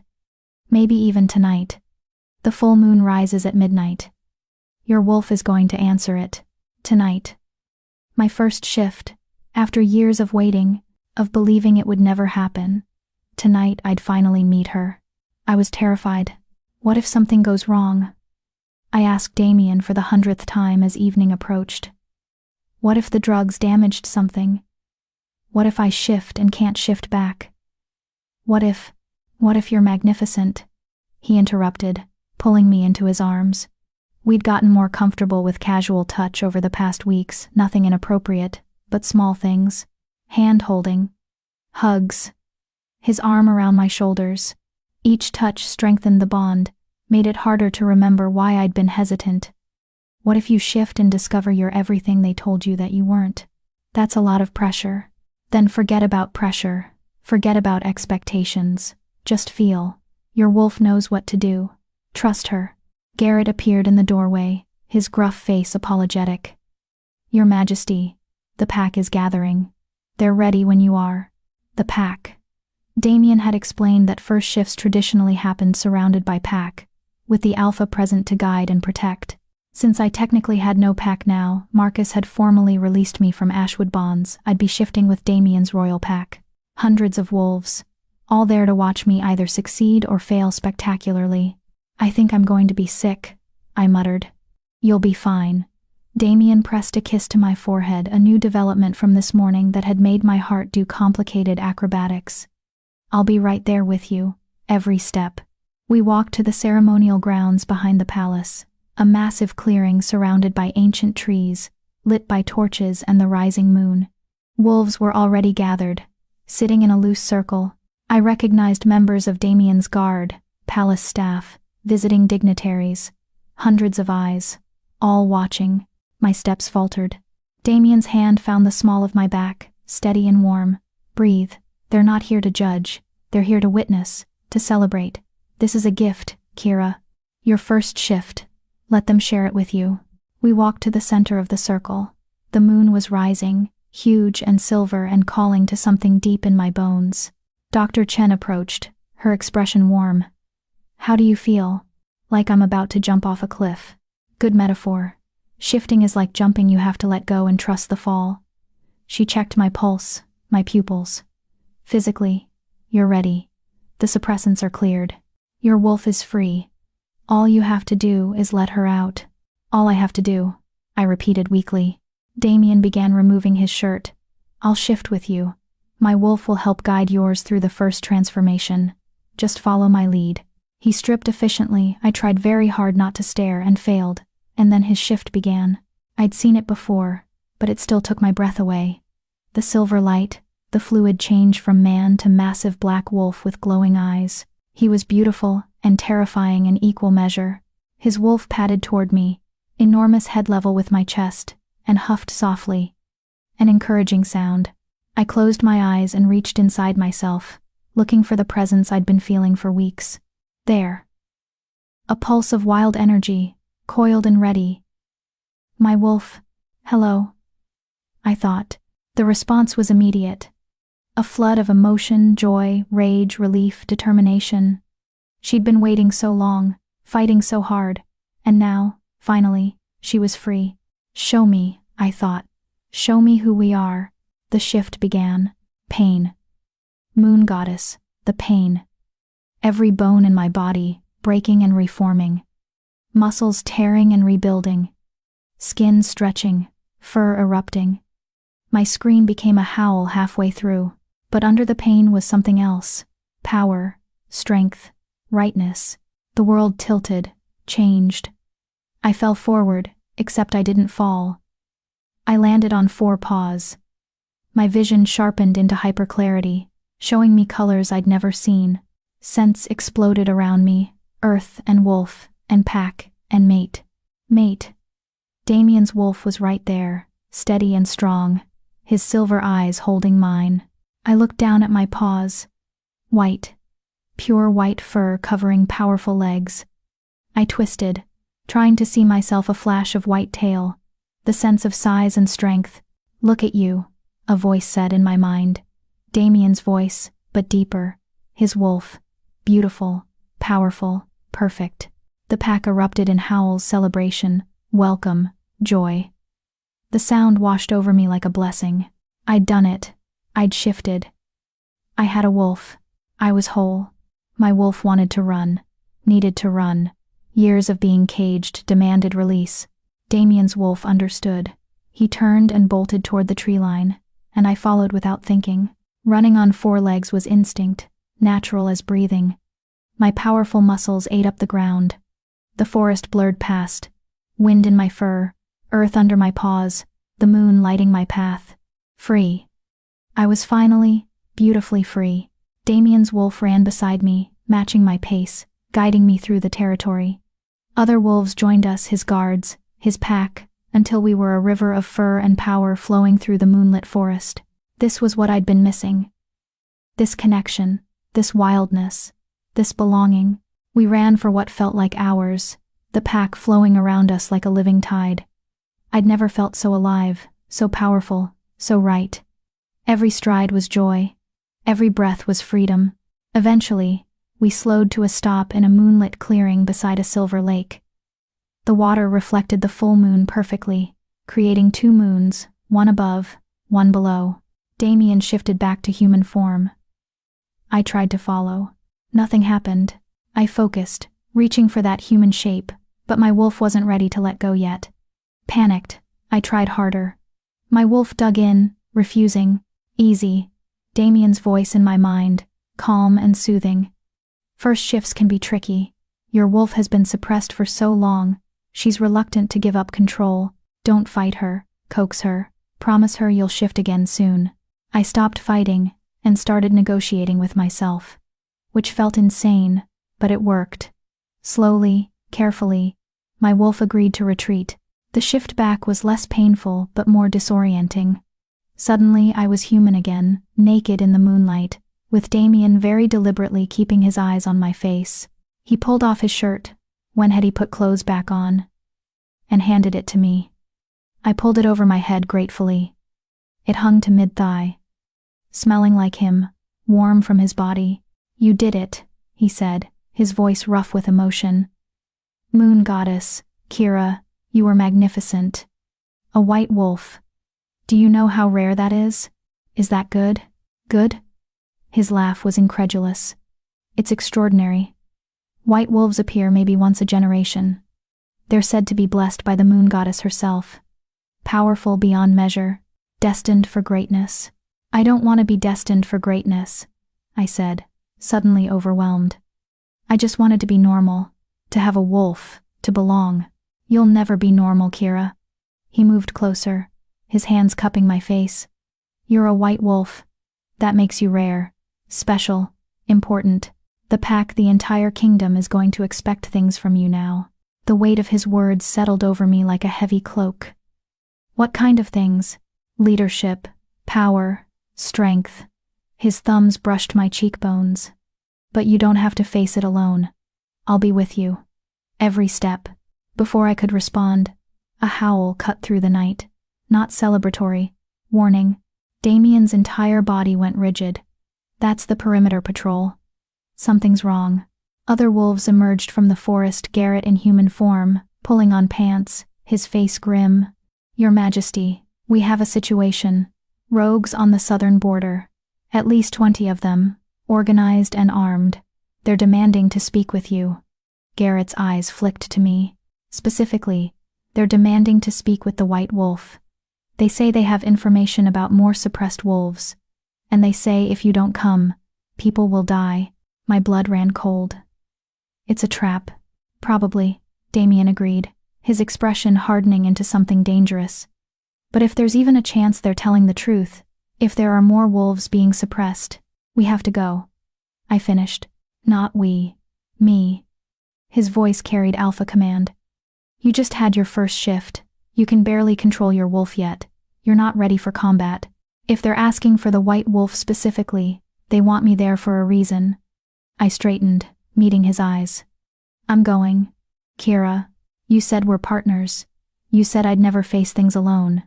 That goes both ways, Damien." I pulled his shirt tighter around me. "Besides, if they want to use me as bait, let them try. I'm not the helpless victim anymore. I'm a white wolf. Let's show them what that means." Garrett made a choking sound that might have been approval or concern. Damien stared at me for a long moment. Then, slowly, his lips curved into a fierce, proud smile. "All right, my white wolf. Let's go show them exactly what you've become." His expression turned deadly serious. "But if things go wrong, if I tell you to run, you run. Understood?" "Understood," I lead. Because if things went wrong, I wasn't running anywhere. I'd spent years running, hiding, making myself small. Those days were over. Chapter 6. The Rogue's Truth. We didn't have time for me to get proper clothes. Garrett threw me a pair of someone's spare sweatpants and a jacket that swallowed me whole. I looked ridiculous, oversized clothes.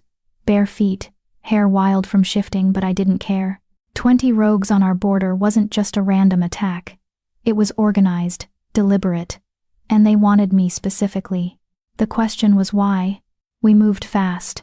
Damien's elite guard forming a protective formation around us as we headed south. Some stayed in wolf form for speed and combat readiness.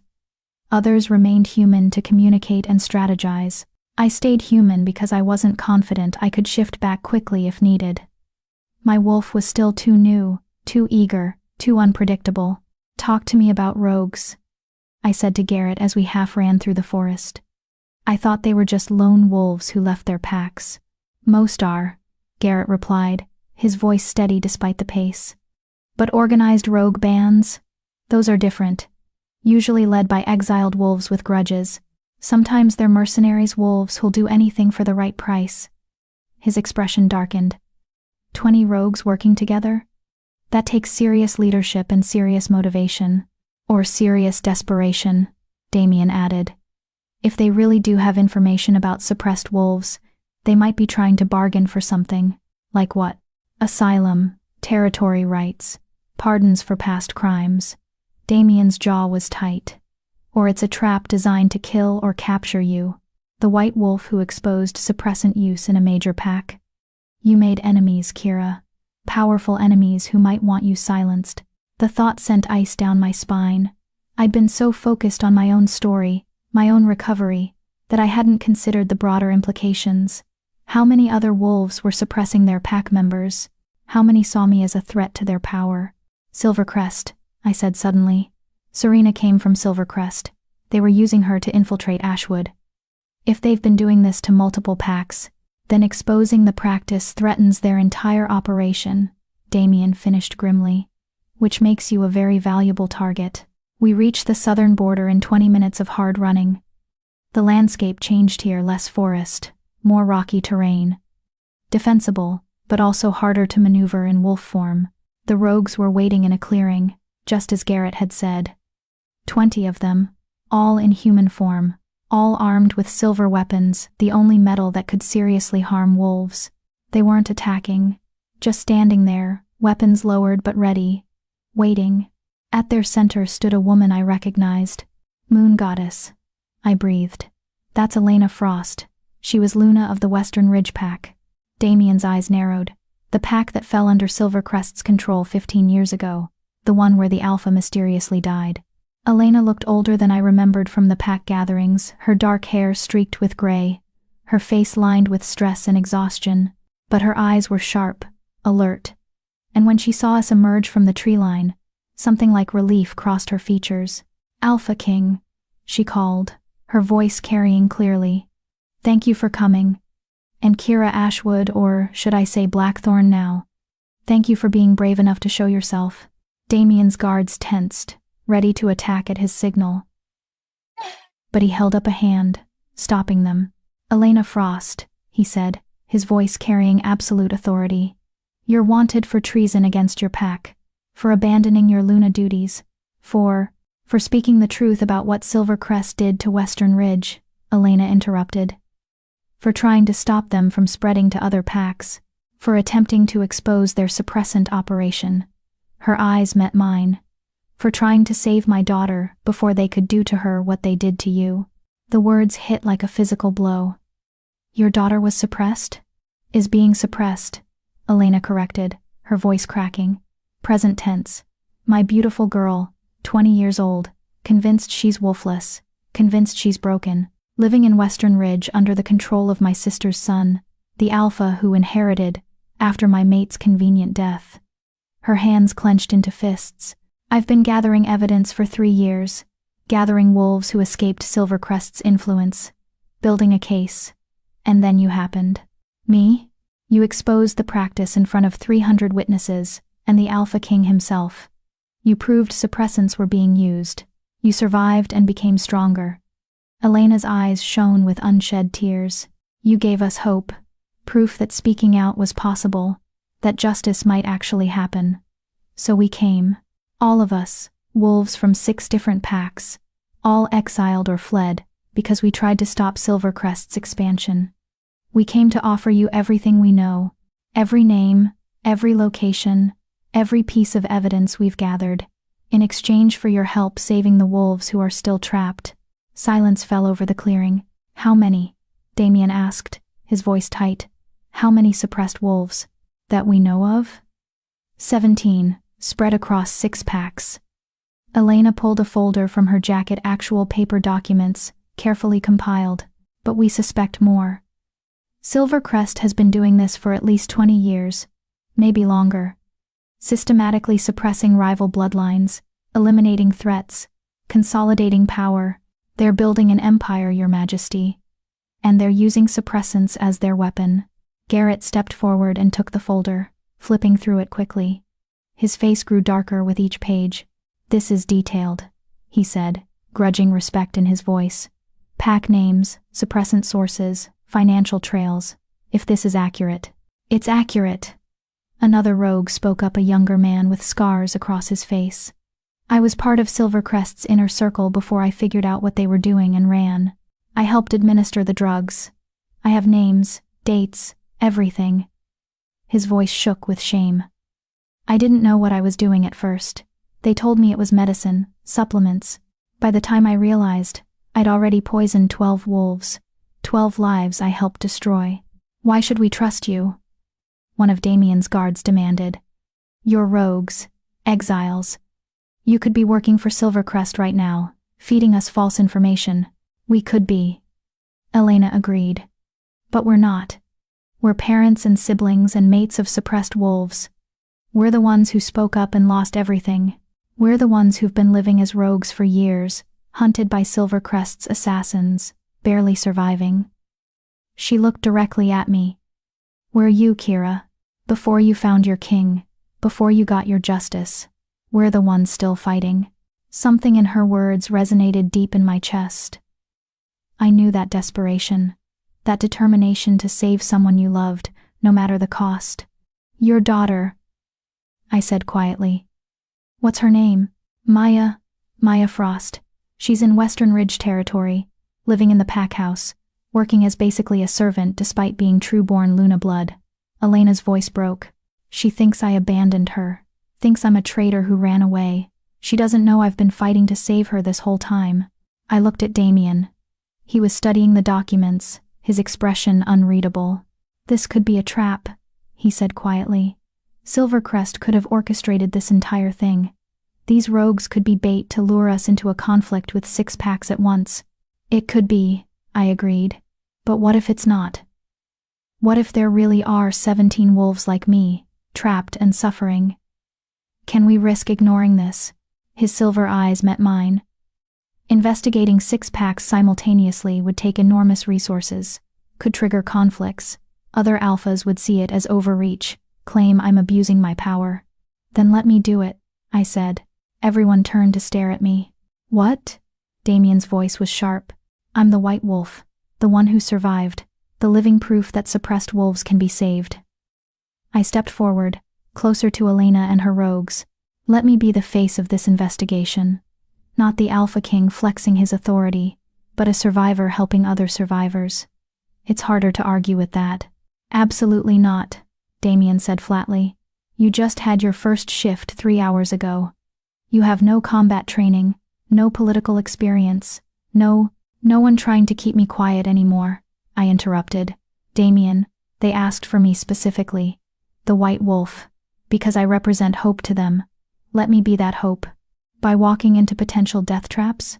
By standing up and saying no more? I turned to Elena. If I help you, if I investigate these packs, expose the suppressants, save your daughter and the others, what do you want in return? Asylum, Elena said immediately. For all of us, territory rights as a recognized pack. We don't want to be rogues anymore. We want to belong somewhere. Somewhere safe from Silvercrest's reach. Done, I said. Kira, Damien's voice cracked with alpha command. You can't make that promise.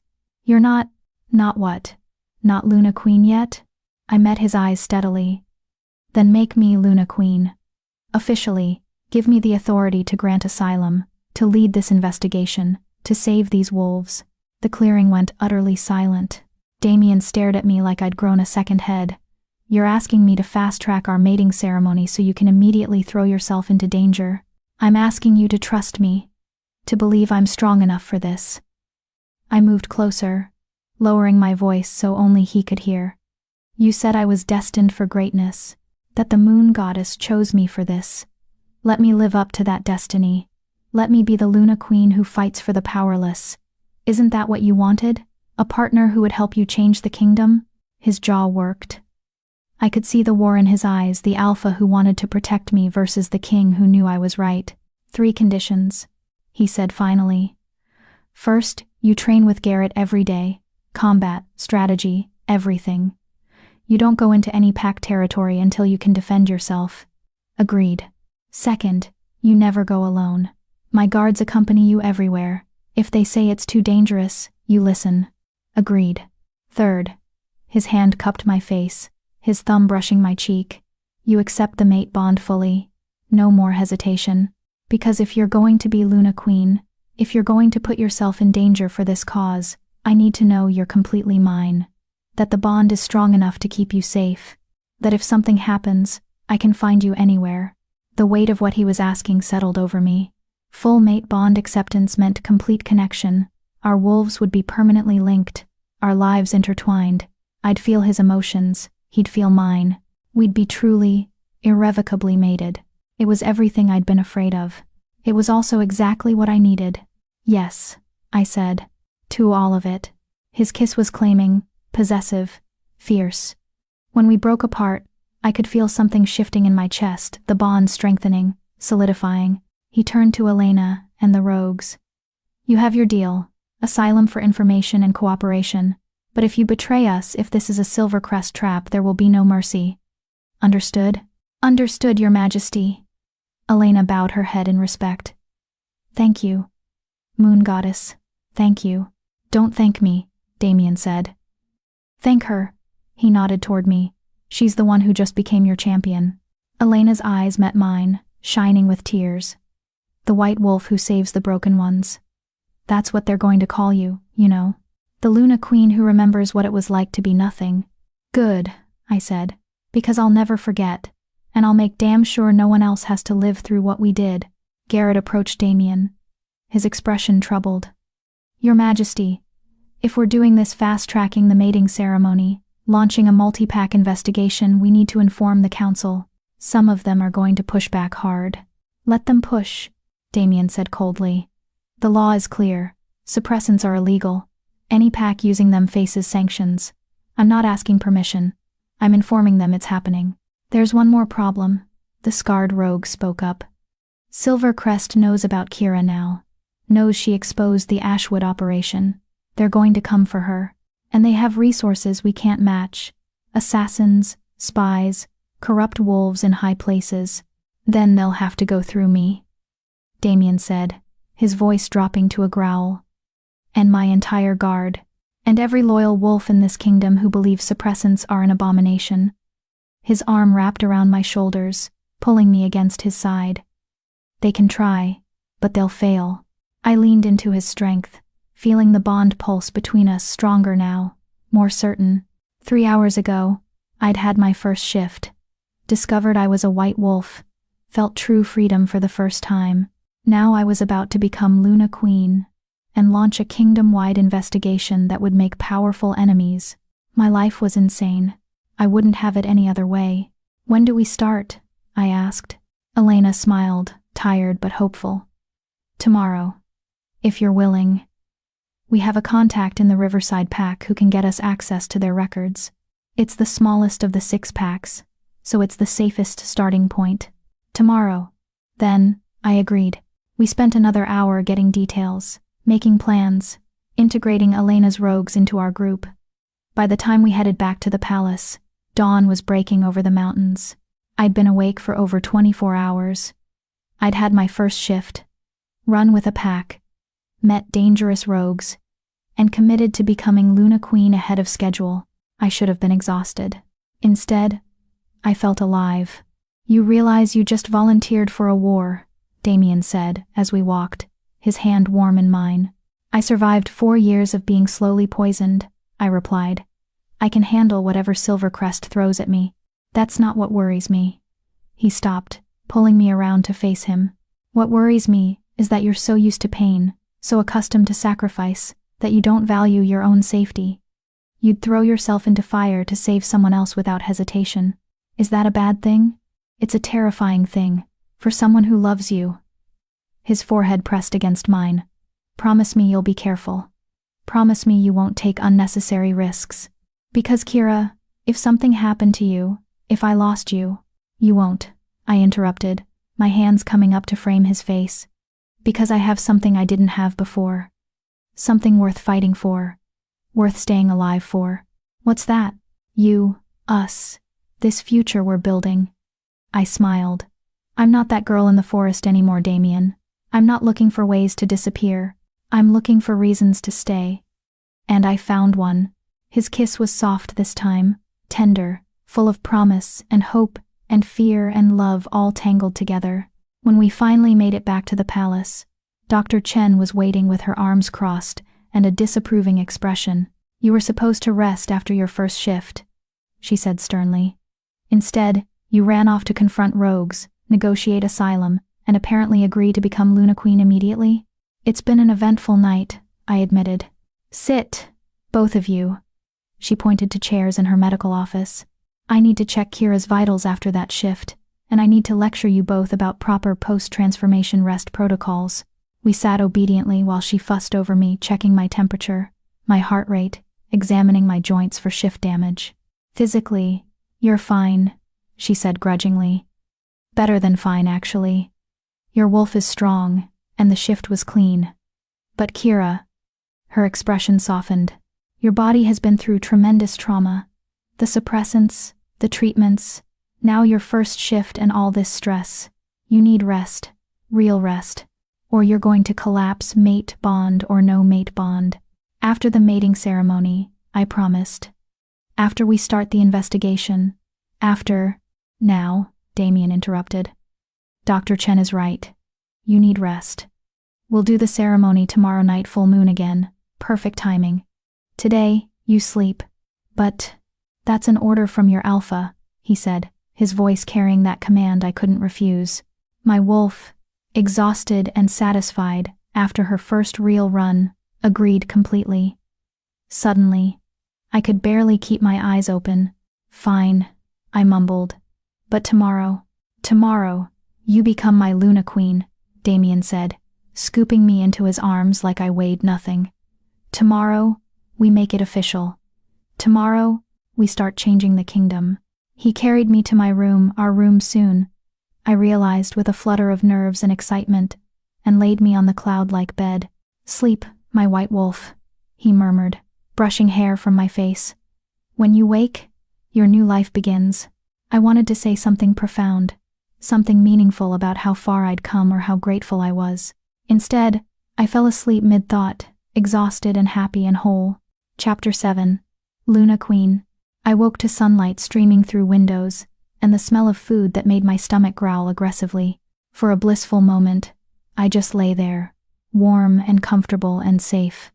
Then memory crashed back and I bolted upright. Tonight. The mating ceremony was tonight. I was becoming Luna Queen tonight. Easy, a familiar voice said. Damien sat in a chair by the window, reading, always reading. He looked up with a soft smile. You've been asleep for 14 hours. Dr. Chen said to let you rest as long as you needed. 14 hours? I stared at him. Have you been sitting there the whole time? Most of it. I had some council meetings this morning. They were spirited. His expression turned wry. Turns out, announcing you're fast-tracking a mating ceremony and launching a kingdom-wide suppressant investigation doesn't go over well with certain conservative alphas. How spirited are we talking? 3 council members demanded your background be investigated. 2 suggested you might be a Silvercrest plant. 1 actually had the audacity to say a white wolf mating a king was unnatural and defying tradition. His eyes flashed silver. I may have reminded them that tradition also says the Alpha King's word is law, and anyone questioning my mate is questioning me. I winced. I'm causing you political problems already. You're forcing necessary changes. There's a difference. He stood and moved to the bed, sitting on the edge. Besides, half the council is thrilled. The younger alphas especially, they see you as proof that the old guard's power is breaking. That merit matters more than bloodline. No pressure, then. His laugh was warm. Speaking of pressure, Elena's rogues have been integrated into the guard barracks. Garrett's been interviewing them all morning, verifying their information. It checks out, Kira. All of it. Names, locations, financial records. Silvercrest has been running a suppressant operation for at least 20 years. 20 years. How many wolves had suffered? How many had died believing they were broken? We start with Riverside Pack tomorrow, I said. It wasn't a question. After you've trained with Garrett. After you've learned basic combat and defensive strategies. After I'm Luna Queen and you can't order me around anymore? I interrupted with a small smile. Being Luna Queen doesn't mean I stop worrying about you. His hand cupped my face. If anything, it makes it worse. Because now you have official authority to throw yourself into danger. Good thing you'll be there to pull me out. Always. He leaned in and kissed me, soft and sweet. When he pulled back, his expression turned more serious. The ceremony is at midnight. Full moon, traditional timing. The council will attend, along with every alpha in the region and most of the royal pack. It's going to be formal, public, and political. Sounds terrifying. It is, but you've faced worse. He stood, offering his hand. Come on. You need to eat. And then you have appointments. Appointments. Luna Queen preparation, dress fitting, etiquette briefing, ceremony rehearsal. At my expression, he laughed. Did you think you'd just show up and wing it? I was hoping? Not a chance. You're about to become the second most powerful wolf in the kingdom. There are protocols. The next hours were a whirlwind of activity that made my head spin. First was breakfast, a massive meal that I devoured while Garrett briefed me on basic self-defense concepts. We'll start real training tomorrow, he said. But tonight, I need you to know 3 things. How to break a hold, how to dodge, and how to use your claws if shifted. He demonstrated on a very patient guard, while I ate pastries and tried to memorize the movements. Next was the dress fitting. A team of seamstresses had created something that made me actually gasp when I saw it. The dress was white, of course, but not the heavy, traditional style I expected. It was lighter, more modern, with intricate silver embroidery that caught the light like moonbeams. The back was open, designed to tear away easily if I needed to shift in an emergency. For a Luna Queen who fights, the head seamstress said with approval. Beautiful and practical. The etiquette briefing was taught by an elderly wolf named Margot who'd served 3 previous Luna Queens. She taught me how to stand, how to speak, how to acknowledge different ranks during the ceremony, how to accept the pack's submission without looking weak, how to project authority while remaining approachable. You're the white wolf, she said, adjusting my posture. You represent hope and change. But you're also Luna Queen. You represent stability and strength. Balance both, and you'll win their hearts. What if I mess up? Then you'll recover gracefully and continue. Perfection isn't the goal, Kira. Connection is.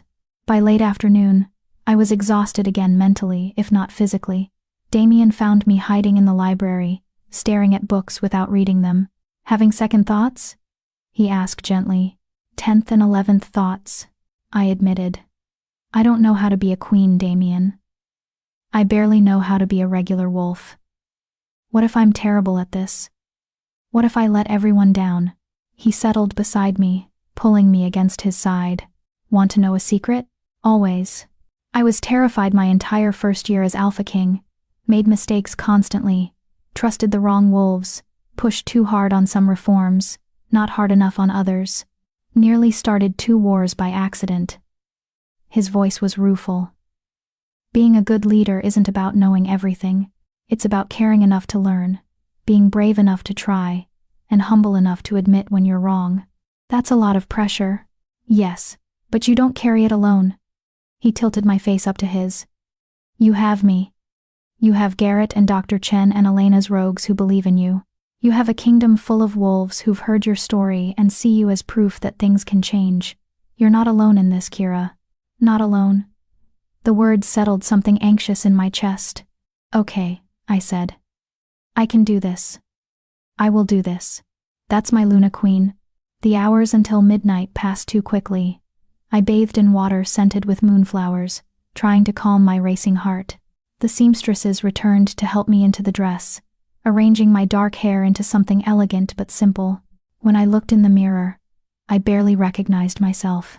The girl looking back was powerful, confident, beautiful in a way that had nothing to do with perfection and everything to do with strength earned through suffering. You look like a queen, one of the seamstresses said softly. Maybe. Or maybe I just look like someone finally learning to stand up straight instead of making herself small. Margot came to escort me to the ceremonial grounds. As we walked through the palace, wolves stopped and stared. Some bowed. Others smiled. A few looked skeptical or hostile, the ones who didn't want change, who preferred the old ways. I lifted my chin and kept walking. The ceremonial grounds had been transformed. Thousands of white flowers created a path to the center of the clearing. Torches burned silver, special flames treated with something that made them glow like moonlight, and wolves, hundreds of them, formed a massive circle, all facing the center where Damien waited. He wore formal black, embroidered with silver, his dark hair swept back, those silver eyes glowing in the torchlight. He looked like every fantasy of a powerful alpha king come to life, and he was looking at me like I was the only wolf in the world. The crowd parted as I walked the flower-lined path. I heard whispers, some admiring, some skeptical, some awed. The white wolf. She's so young. Can she really lead? Look at how the king watches her. I reached the center, and Damien extended his hand. I took it, and that electric pulse of the mate bond surged between us. Elder Thomas stepped forward, ancient and dignified, carrying the ceremonial staff that marked official pack business. Wolves of the Northern Kingdom, his voice carried across the clearing. We gather under the full moon to witness the completion of a mate bond and the coronation of a Luna Queen. Alpha King Damien Blackthorn has chosen his mate. The moon goddess has blessed the bond. Now we, the pack, must accept or reject this union. My heart stuttered. Reject? Damien's hand squeezed mine reassuringly. Traditional phrasing, his voice in my mind through the partial bond. They won't reject. Kira Ashwood. Elder Thomas turned to me. You come from the Ashwood pack, daughter of Alpha Marcus. You are newly shifted, a white wolf rare and powerful. You have survived suppressants, exposed corruption, and shown mercy to your enemies. Do you accept the role of Luna Queen? Do you swear to lead with wisdom, protect with strength, and serve this pack with your whole heart?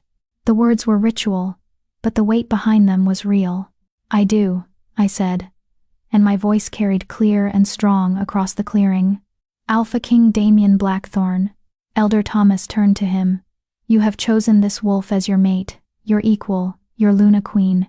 Do you swear to honor her, support her, and share your power with her in all things? I do, Damien said, his eyes never leaving mine. Then, by the authority vested in me by the council and the moon goddess herself, I ask the pack, do you accept Kira Ashwood as your Luna Queen? Silence fell. This was the moment where any wolf could object, could challenge the mating. Then Garrett stepped forward from the crowd, massive and scarred and intimidating. I accept, he said, bowing his head. Luna Queen Kira has proven her strength. She'll have my loyalty and my life if she needs it. Dr. Chen stepped forward next. I accept. This Luna Queen understands suffering and survival. She'll fight for the weakest among us. Then Elena and her rogues, stepping forward as a group. We accept. The white wolf gave us hope when we had none. Then, more wolves, stepping forward one by one or in groups, until the entire clearing was a chorus of I accept and Luna Queen and bowed heads showing respect and submission. Not everyone. I saw wolves in the crowd who remained standing, whose faces showed disapproval or anger, the old guard who hated change. But the majority, the overwhelming majority accepted me. The pack has spoken, Elder Thomas declared. Kira Ashwood, kneel. I knelt on the soft earth, still holding Damien's hand. Elder Thomas produced a crown, delicate silver, worked to look like moonlight frozen into metal, set with white stones that caught the light. By the power of the Alpha King, by the will of the pack, by the blessing of the moon goddess, I crown you Luna Queen of the Northern Kingdom. Rise, your majesty, and take your place. He set the crown on my head.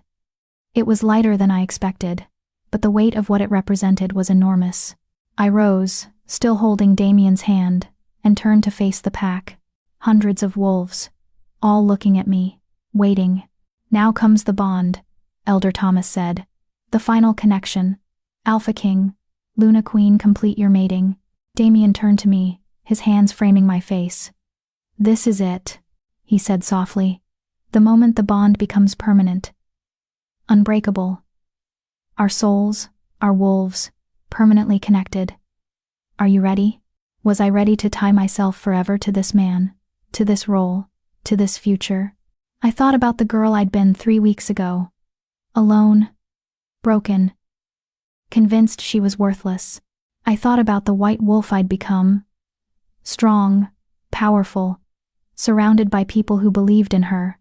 I thought about the Luna Queen I was choosing to be, fighting for the suppressed, changing the kingdom, standing beside a king who saw me as an equal. Yes, I said. I'm ready. His kiss was claiming and fierce, and as our lips met, I felt the bond snap fully into place. It was like lightning through my entire body, like two incomplete pieces finally joining perfectly. I felt Damien in my chest, in my soul, in every cell. Felt his wolf recognize mine with absolute certainty. Felt our lives intertwining until I couldn't tell where he ended and I began. The mate bond, complete and permanent. Golden light exploded around us, visible manifestation of the completed bond, so bright that wolves had to shield their eyes. When it faded, Damien's forehead was pressed to mine, both of us breathing hard. Mine, he whispered. Ours, I corrected. He laughed, and the pack erupted in howls, celebration, acceptance, joy. I was mated. I was Luna Queen. I was whole. Elder Thomas raised his staff. I present to you, Alpha King Damien Blackthorn and Luna Queen Kira Blackthorn. Let the moon witness their bond and bless their reign.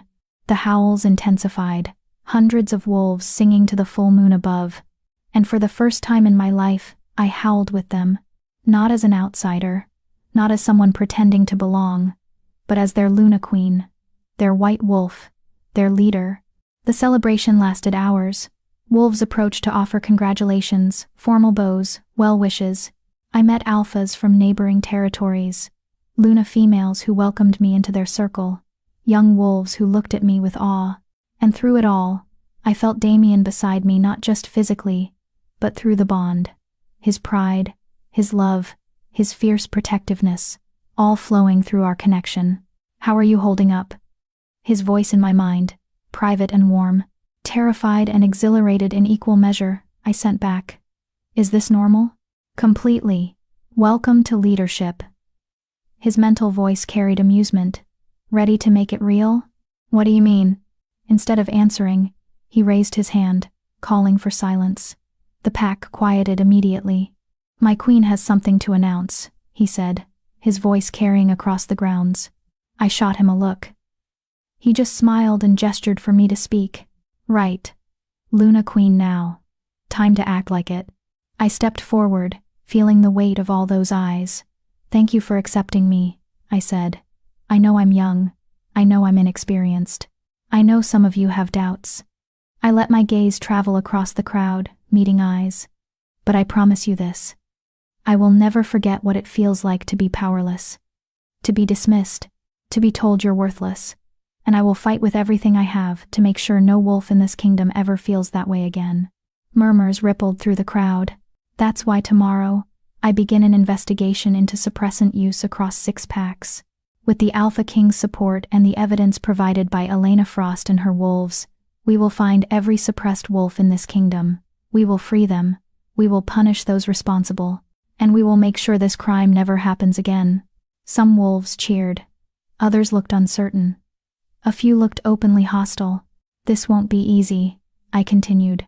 It will be dangerous. It will make powerful enemies.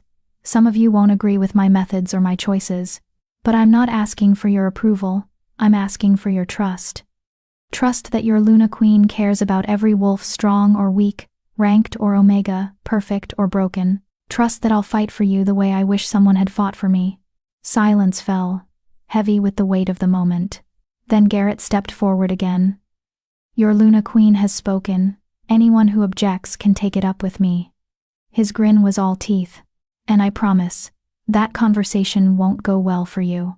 Laughter broke the tension. Wolves who'd looked uncertain started nodding. The celebration resumed, but now with a different energy purpose mixed with the joy. That was either brilliant or terrifying. Damien's voice in my mind. Both? I suggested. Definitely both. His pride flowed through the bond, warm and fierce. That's my Luna Queen. Hours later, after the celebration finally wound down, Damien led me away from the grounds, not back to the palace, but deeper into the forest. Where are we going? I asked. You'll see. We walked for 20 minutes until we reached a clearing I'd never seen before. A small cabin stood at the center, surrounded by wildflowers, with a stream running nearby. It's private, Damien explained. A place where Alpha Kings traditionally bring their new mates after the ceremony, somewhere to be alone, away from the pack, and the politics and the demands. Just us. Just us. The words sent a flutter through my stomach. He opened the door and led me inside. The cabin was simple but beautiful, one main room with a massive bed, a fireplace already burning, and windows that overlooked the moonlit forest. "Tonight, we're not Alpha King and Luna Queen," Damien said, turning to face me. "We're just Damien and Kira, mates, bonded, with nothing between us but choice." He started removing his formal jacket. And suddenly the reality of what came next hit me. We were mated, bonded, and I was about to spend my first night alone with my mate. I started, my face heating. I haven't. "I know," he said gently. "And we don't have to do anything you're not ready for.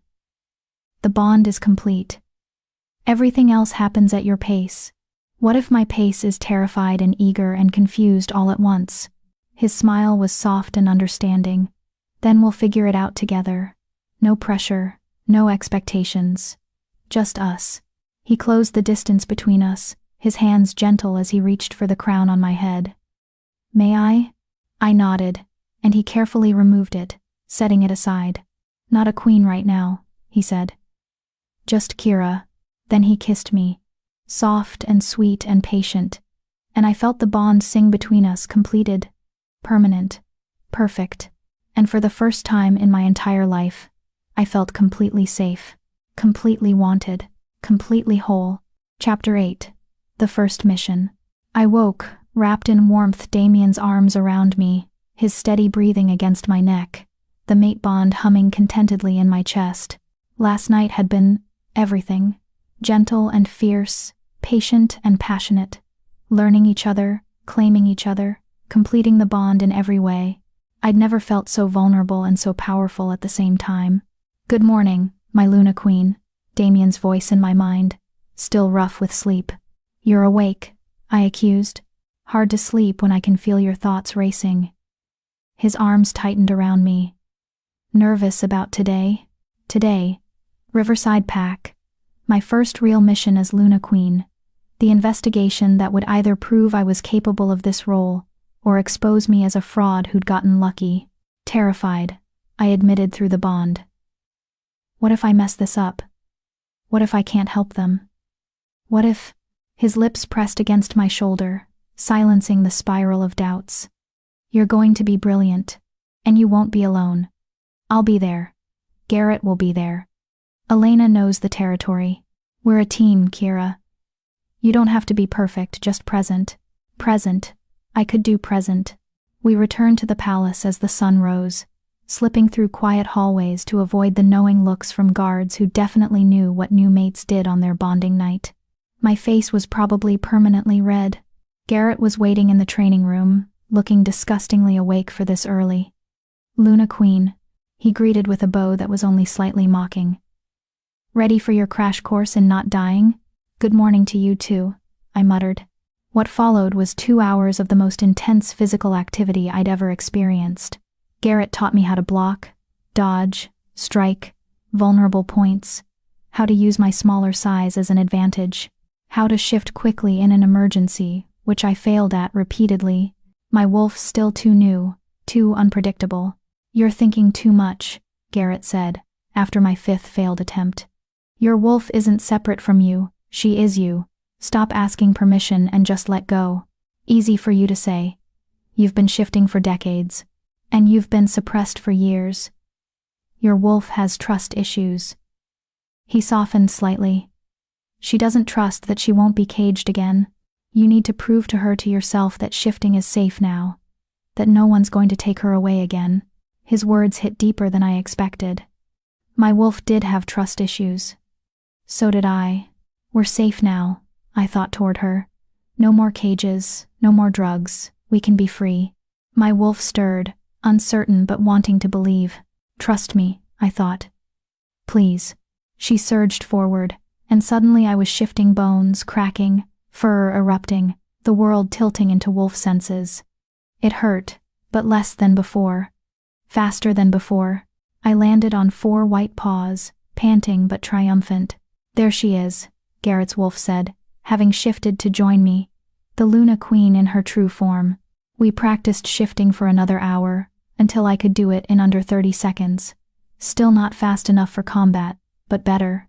By the time we finished, I was exhausted, sweaty, and covered in bruises. You did good, Garrett said, back in human form. Not great, but good. You'll survive if you're smart, and don't do anything stupid. Inspiring words. I'm not here to inspire. I'm here to keep you alive. He tossed me a water bottle. Rest. We leave for Riverside in 2 hours. I showered quickly and changed into practical clothes, jeans, boots, a jacket that could tear away easily for shifting.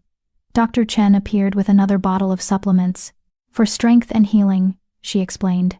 Your body is still recovering from years of suppressants. These will help. Will I ever be normal? I asked quietly. Or will I always be playing catch-up? Define normal. She smiled.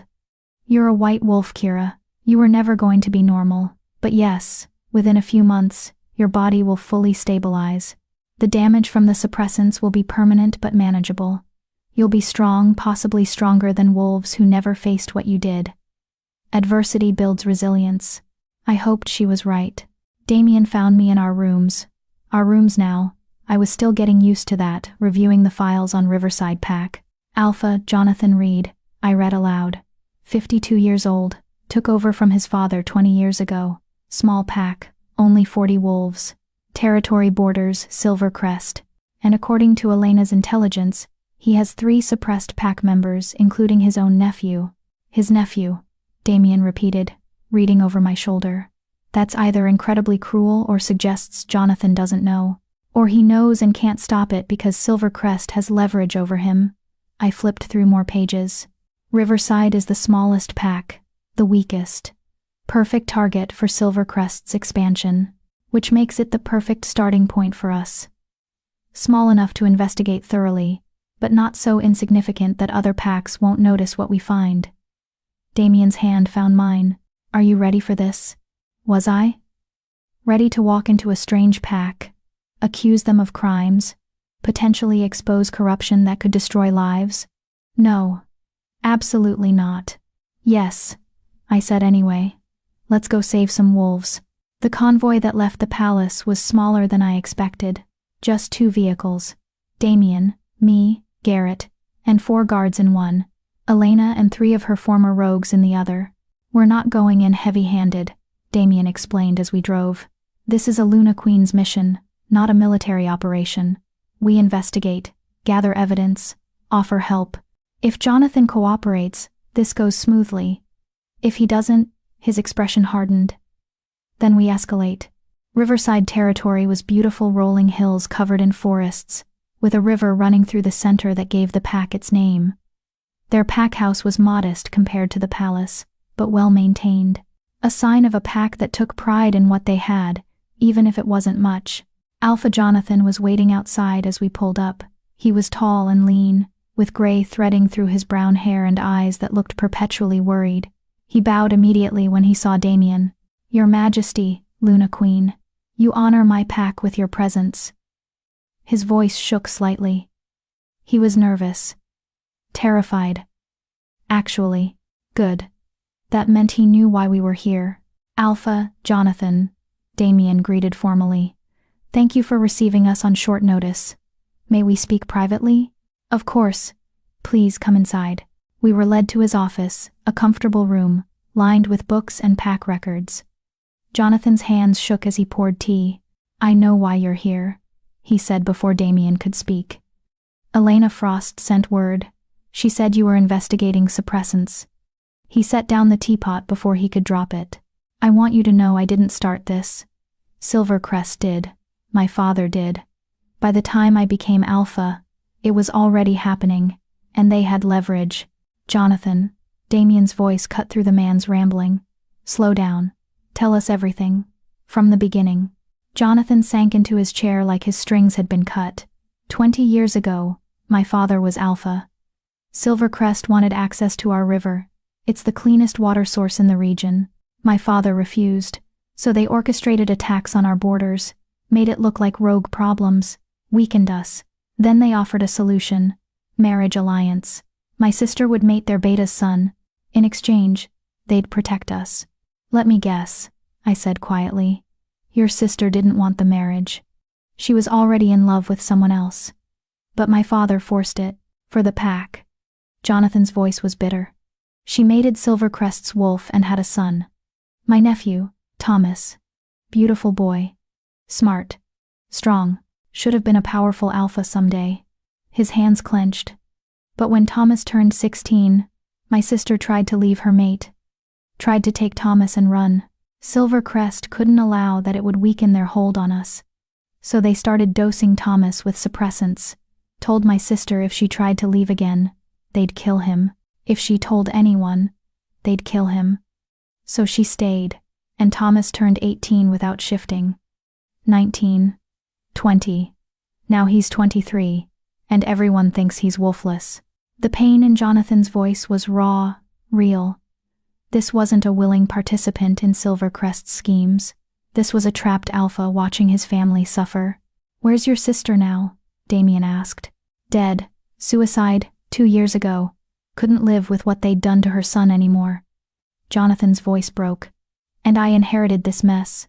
Silvercrest told me I could either continue the suppressants, or they'd kill Thomas outright and absorb my entire pack.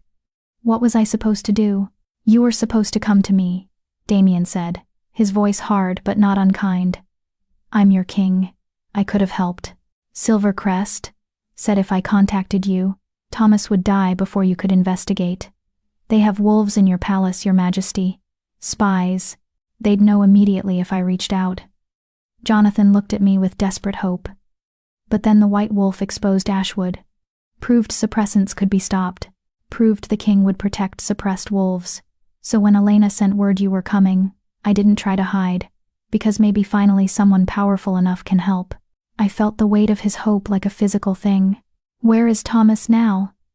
I asked gently. Working in the pack house kitchen. He's relegated to Omega work. No one wants a wolfless wolf doing anything important. Jonathan's jaw tightened. He's brilliant and kind, and should be training to be beta someday. Instead, he peels potatoes and is mocked by wolves half his worth. Take me to him, I said. Jonathan led us through the pack house to the kitchen. It was busy wolves preparing lunch, the scent of cooking food heavy in the air. And there, in the corner, was a young man who looked so much like Jonathan, it was unmistakable. Thomas Reed was thin, too thin, with dark circles under his eyes and hands that moved with practiced efficiency as he chopped vegetables. His shoulders were hunched, his head down, the body language of someone trying to be invisible. I knew that posture. I'd perfected it myself. Thomas, Jonathan called gently. The young man looked up, and I saw his eyes, beautiful green eyes filled with resignation and buried pain. He saw his alpha, then saw Damien and me, and immediately moved to bow. Your Majesty, Luna Queen, forgive my appearance. I wasn't informed we had royal visitors. Or I would have— You would have what? I interrupted, moving closer. Made yourself more presentable? Tried to hide?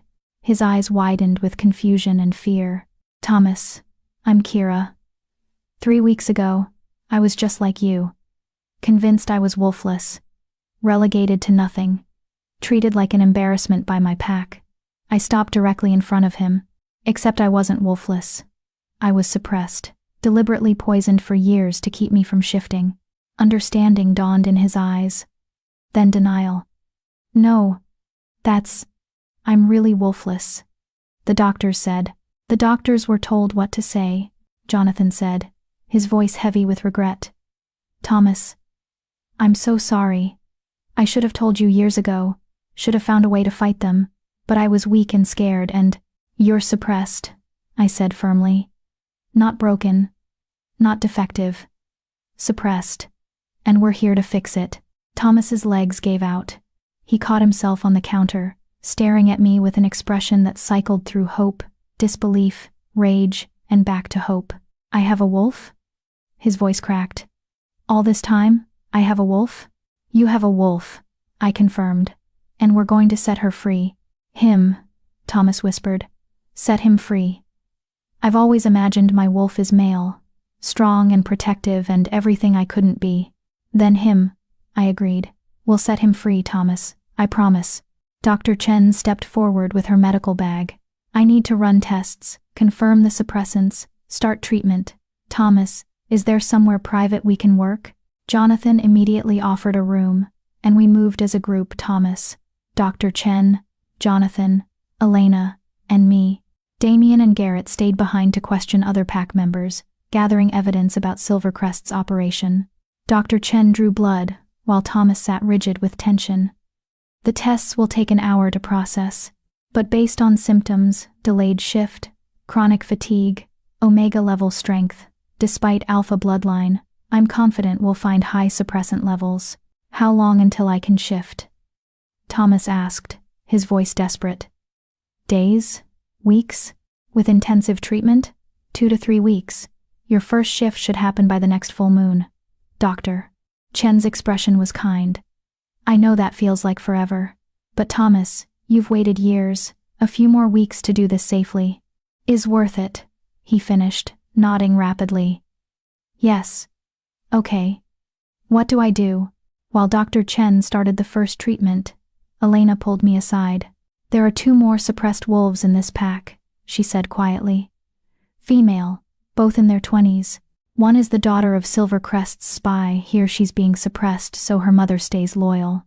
The other is a widow whose mate died fighting Silvercrest wolves. They're suppressing her, so she can't challenge their authority. Where are they? I'll take you. We found the first woman, Rachel, working in the pack's garden. She looked up as we approached, and immediately her expression shuddered. Fear, instantly controlled. Luna Queen, she said carefully. How can I help you? By telling me the truth. I sat on the garden wall, deliberately casual. Your mother works for Silvercrest. They're suppressing you to keep her in line. When did it start? Rachel's carefully blank expression cracked. How did you? I know because I lived it. Different details, same crime. I met her eyes. We're here to help, Rachel. To stop the suppressants, to free your wolf. But I need you to trust me. She stared at me for a long moment. Then her shoulders sagged.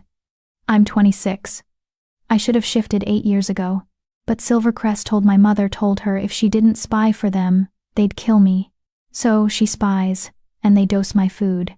And I pretend I don't know what's happening because, if I cause problems, they'll kill us both. Not anymore, I said firmly. As of right now, you're under Luna Queen protection. Anyone who touches you answers to me, my mother, will also be protected. Silvercrest's reign of terror ends here, Rachel. Today. We found the second woman, Margaret, in the packhouse library. She was older, maybe 30, with the quiet strength of someone who'd survived tremendous loss. She knew why we were there before we spoke. Thomas already told me, she said quietly. Mind-linked while you were examining him, the wolfless boy who finally learned he's not broken. Her smile was sad. I'm suppressed too. Have been for 3 years, since my mate died fighting Silvercrest's wolves. They claimed it was an accident during training, but he was investigating their activities, getting too close to the truth, so they killed him and started dosing me so I couldn't challenge their version of events. Why didn't you leave? Elena asked gently. And go where? I'm a widowed, wolfless Omega. No pack would take me. At least here, I have shelter and work. Margaret's voice was matter of fact, without self-pity. It's not much of a life, but it's survival. You deserve more than survival, I said. You deserve justice, freedom, the chance to meet your wolf.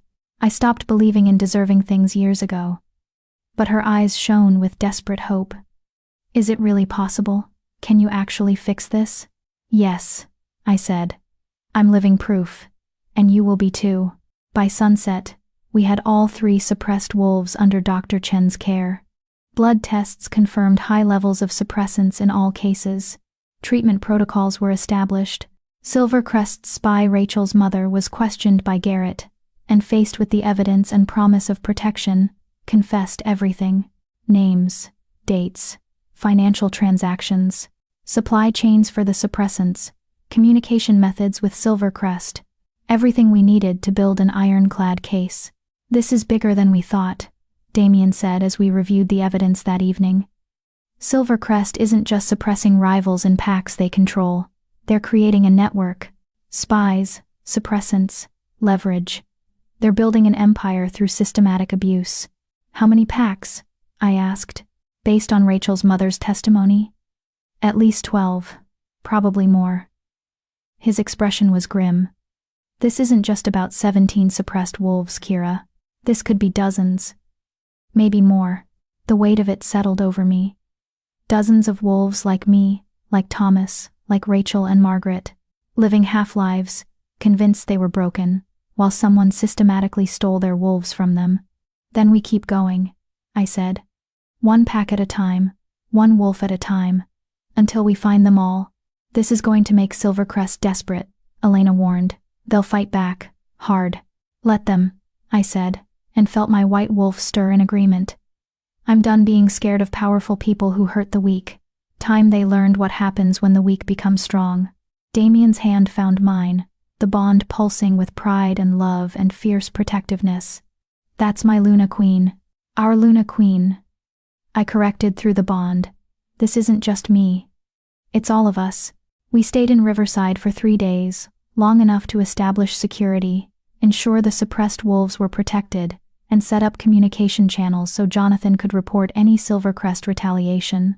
Thomas's first treatment made him violently ill, just like mine had. I sat with him through the worst of it, holding his hand while he vomited and shook. Does it get easier? He gasped between bouts. No, I said honestly, but it gets worth it. When you shift for the first time, when you meet your wolf, when you feel that freedom, all of this becomes worth it. Tell me about it, he begged. Your first shift. What was it like? So I did. I told him about the pain and the power, about running under the full moon with Damien's wolf beside me, about the joy of finally being whole. That's going to be me, he said, his voice full of wonder despite his pain. In 3 weeks, that's going to be me. Yes, I promised.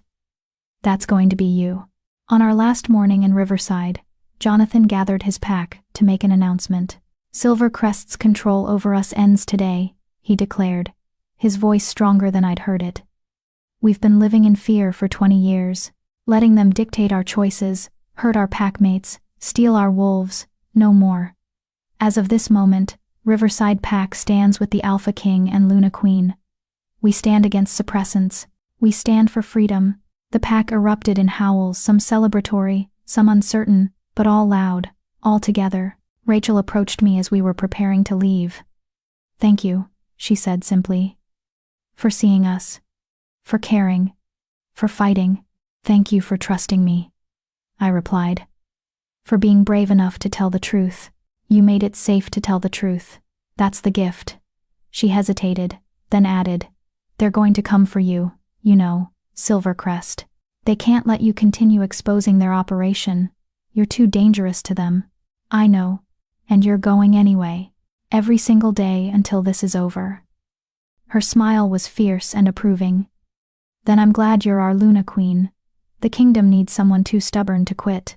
As we drove away from Riverside territory, I watched through the rear window until the pack house disappeared from view. 1 pack investigated. 3 suppressed wolves found and being treated. Silvercrest's operation partially exposed, and at least 11 more packs to go. You're quiet, Damien observed. I'm thinking about how many wolves we haven't found yet. How many are still suffering because they don't know we're coming. I turned to face him. We need to move faster. Find them all before Silvercrest can cover their tracks or hurt more people. Agreed. Garrett's already planning the next investigation, Lakewood Pack. 3 days from now. Damien's expression was serious. But Kira, Elena was right. Silvercrest is going to retaliate. Probably soon. You need to be prepared for that. I am prepared. Are you prepared to kill? His question was blunt. Because that's where this is heading.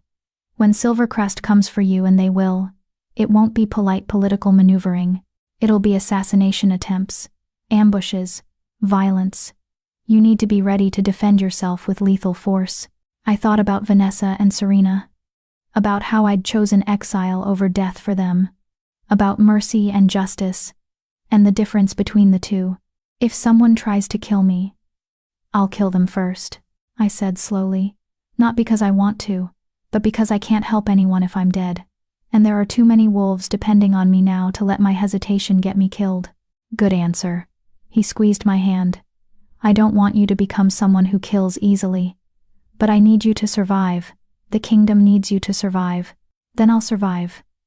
I looked down at our joined hands, felt the bond humming between us. I have too much to live for now to let them take it away. His kiss was fierce and claiming, and through the bond, I felt his love and fear and determination all tangled together.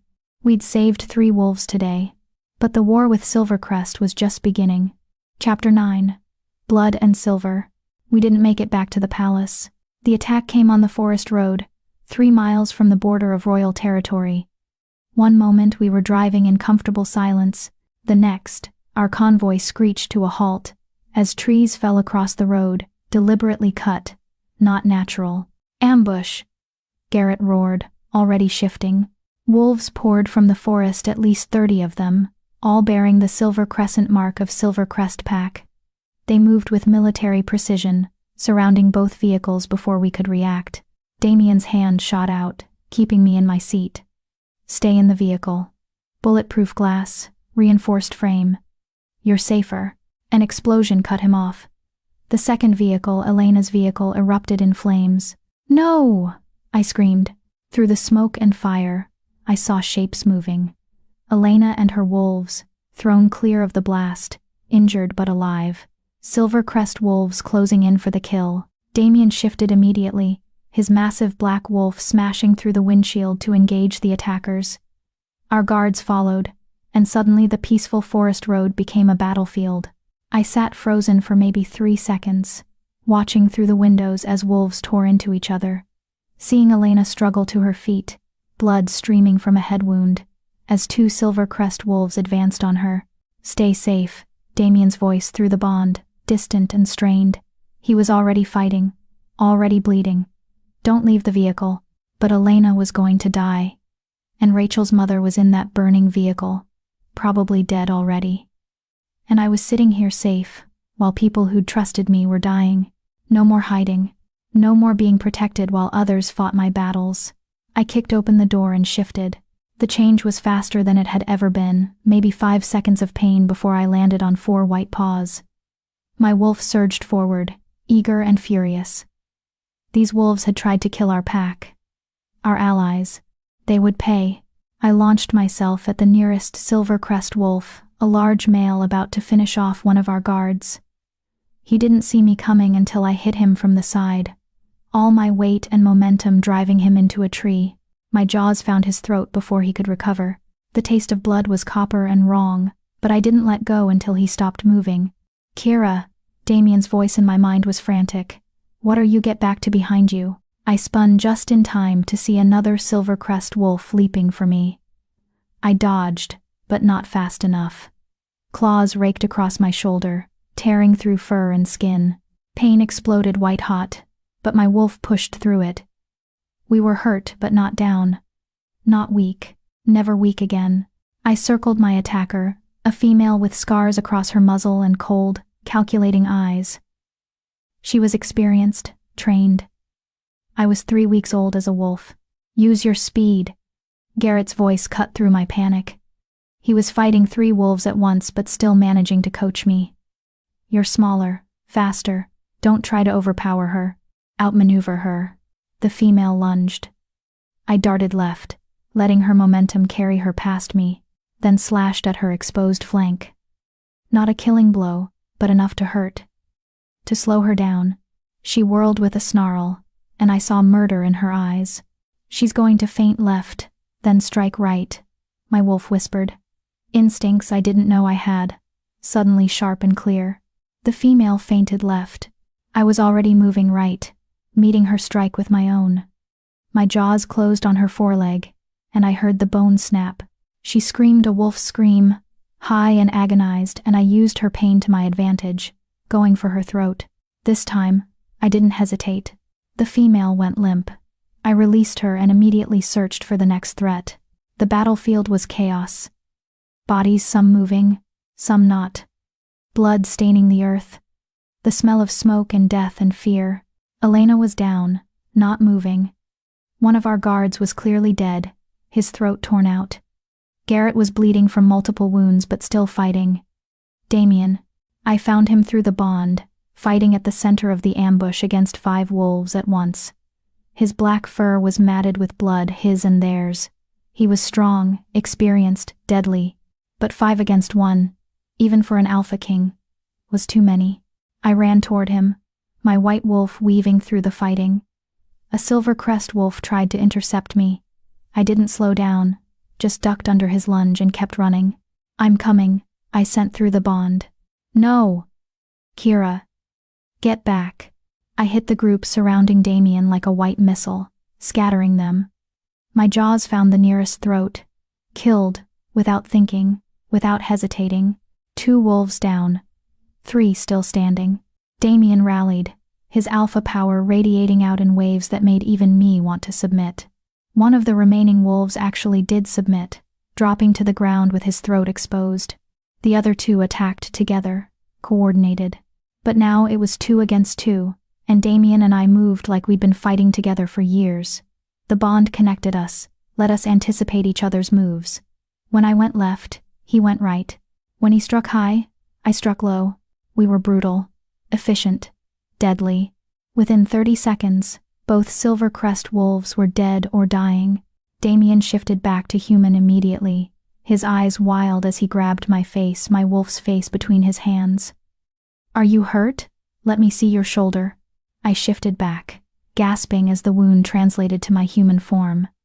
A deep gash across my left shoulder, bleeding freely. I'm okay, I managed. Elena.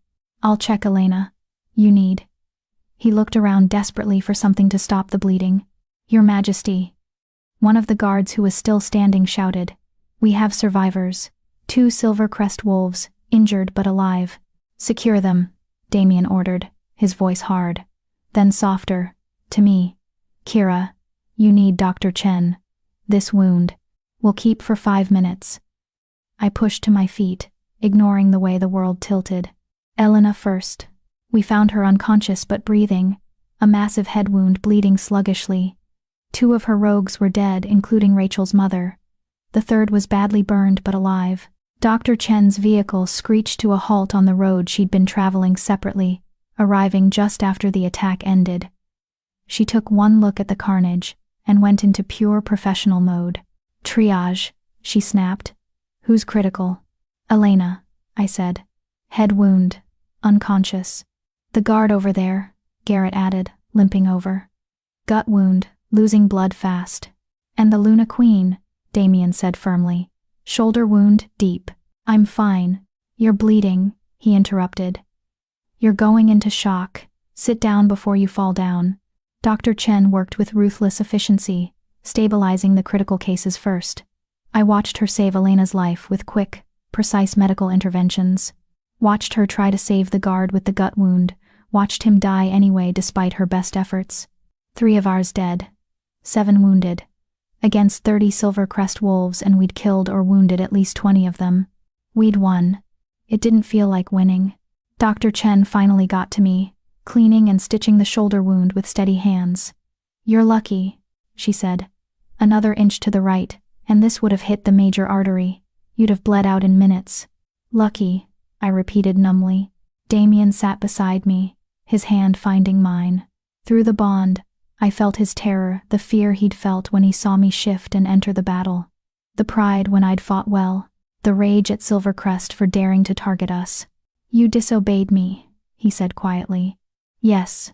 You left the vehicle when I told you to stay safe. Yes. You could have died. So could Elena. So could you. I met his eyes. I'm not going to hide while people die for me, Damien. I can't. My wolf won't let me. I won't let me. His jaw clenched, working through emotions I could feel through the bond. Anger, fear, pride, frustration, love. You saved my life, he said finally. Those 5 wolves, I could have taken them, but I would have been badly hurt. You turned the tide. His hand squeezed mine. But Kira, seeing you in combat, seeing you bleed, I've never been so terrified in my life. Welcome to how I felt watching you fight 5 against 1. His laugh was strained. Point taken. We're both going to drive each other insane with worry, aren't we? Probably. He pulled me against his chest, careful of my injured shoulder, and I felt him shaking. I can't lose you. The bond, if something happened to you. Nothing happened. I'm here. We're both here. I pulled back to look at him. But Damien, this is who I am now. I'm not going to stay safe in the palace while you fight my battles. If you can't accept that, I can accept it, he interrupted. I don't like it. It terrifies me. But I can accept it. His forehead pressed against mine. Just promise me you'll be careful, that you'll train harder with Garrett, that you won't take stupid risks. I promise to be as careful as the situation allows. That's the best I can offer. I'll take it. Garrett approached, covered in blood and looking grim. The 2 survivors are secured. Both are low-level soldiers, probably don't know much, but one of them is talking. His expression was dark. Your Majesty, Luna Queen, you need to hear this. We followed him to where 2 silver crest wolves sat bound and bleeding. One was unconscious. The other was a young male, maybe 25, with terror in his eyes. Tell them what you told me, Garrett ordered. The young wolf swallowed hard. The Alpha Marcus of Silvercrest, he ordered this personally. Said the white wolf was too dangerous to let live. That she'd exposed Ashwood, was investigating Riverside, would eventually take down the whole operation. He looked at me with something like awe and fear. He put a bounty on you. $500,000 to whoever brings him your head. The words landed like stones in water, sending ripples through my mind. $500,000. For my death. How many wolves are hunting me? I asked, my voice steady despite the ice in my veins. Don't know exact numbers. But Alpha Marcus sent the word out to every pack under Silvercrest's influence. At least 12 packs. Hundreds of wolves. The young male's voice shook. You humiliated them, Luna Queen. Proved their suppressants could be exposed. They need you dead before you unravel everything they've built. Then they're going to be disappointed, I said coldly. Because I'm not dying. I'm just getting started. There's more, the wolf continued. The suppressant operation, it's not just about power, it's about territory. Silvercrest has been systematically weakening rival packs, then absorbing them when they're vulnerable. They've grown from 50 wolves 20 years ago to over 300 now. They're building an empire. And they need the suppressed wolves to stay suppressed, or their victims might fight back.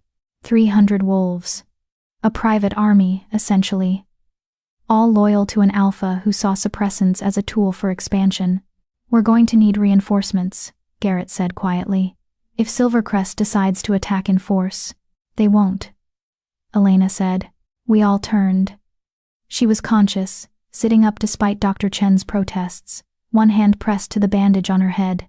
They won't attack in force, she repeated, her voice weak but certain. Because that would be open war. The council would have to intervene.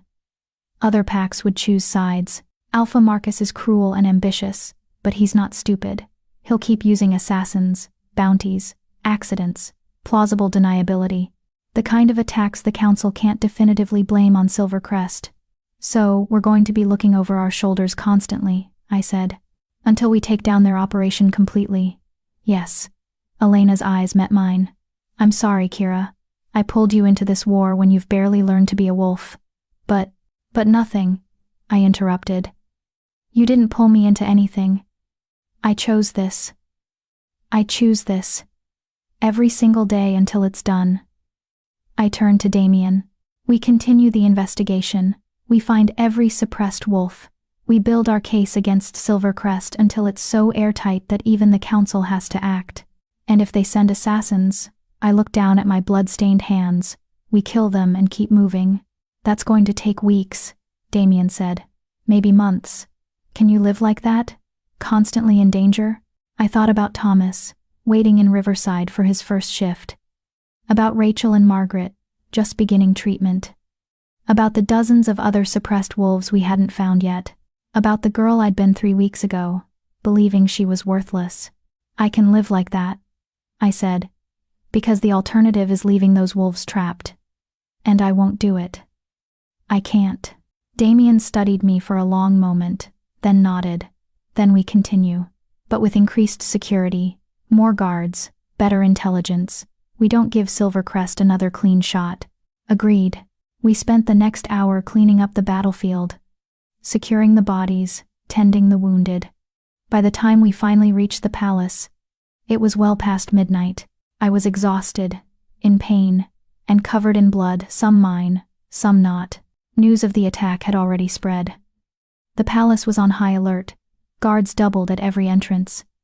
Council members were demanding emergency meetings. Other alphas were reaching out, some offering support, others questioning whether the investigation was worth the cost. I barely made it to our rooms before collapsing. Damien caught me, lifting me into his arms and carrying me to the bathroom. He ran a bath while I sat on the edge of the tub, too tired to even be self-conscious about my nakedness. He cleaned the blood from my skin with gentle hands, careful of my stitched shoulder. His touch was reverent, almost worshipful. "I thought I'd lost you," he said quietly. "When I saw you fighting that scarred female. When her claws caught your shoulder." For a moment, the bond went quiet, and I thought. His voice broke. "I'm okay." I touched his face, drawing his eyes to mine. "We're okay. We won, Damien. We survived, this time. But there will be more attacks. More battles. More times when I have to watch you bleed and fight." And he stopped, taking a shaky breath. I knew being mated to a warrior Luna Queen would be difficult. I didn't know it would be this terrifying. "Would you rather I stayed safe in the palace?" "Yes. No. I don't know." He laughed bitterly. "I'm proud of you, terrified for you, in awe of your strength, furious at your recklessness. I'm feeling 10 things at once and can't sort any of them out." "That's the mate bond," I said gently. "You feel everything I feel, amplified by your own emotions. It's overwhelming. How are you so calm?" "I'm not. I'm shaking. I'm terrified.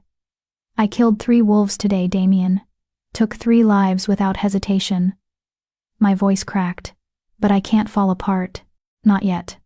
Too many people depending on me."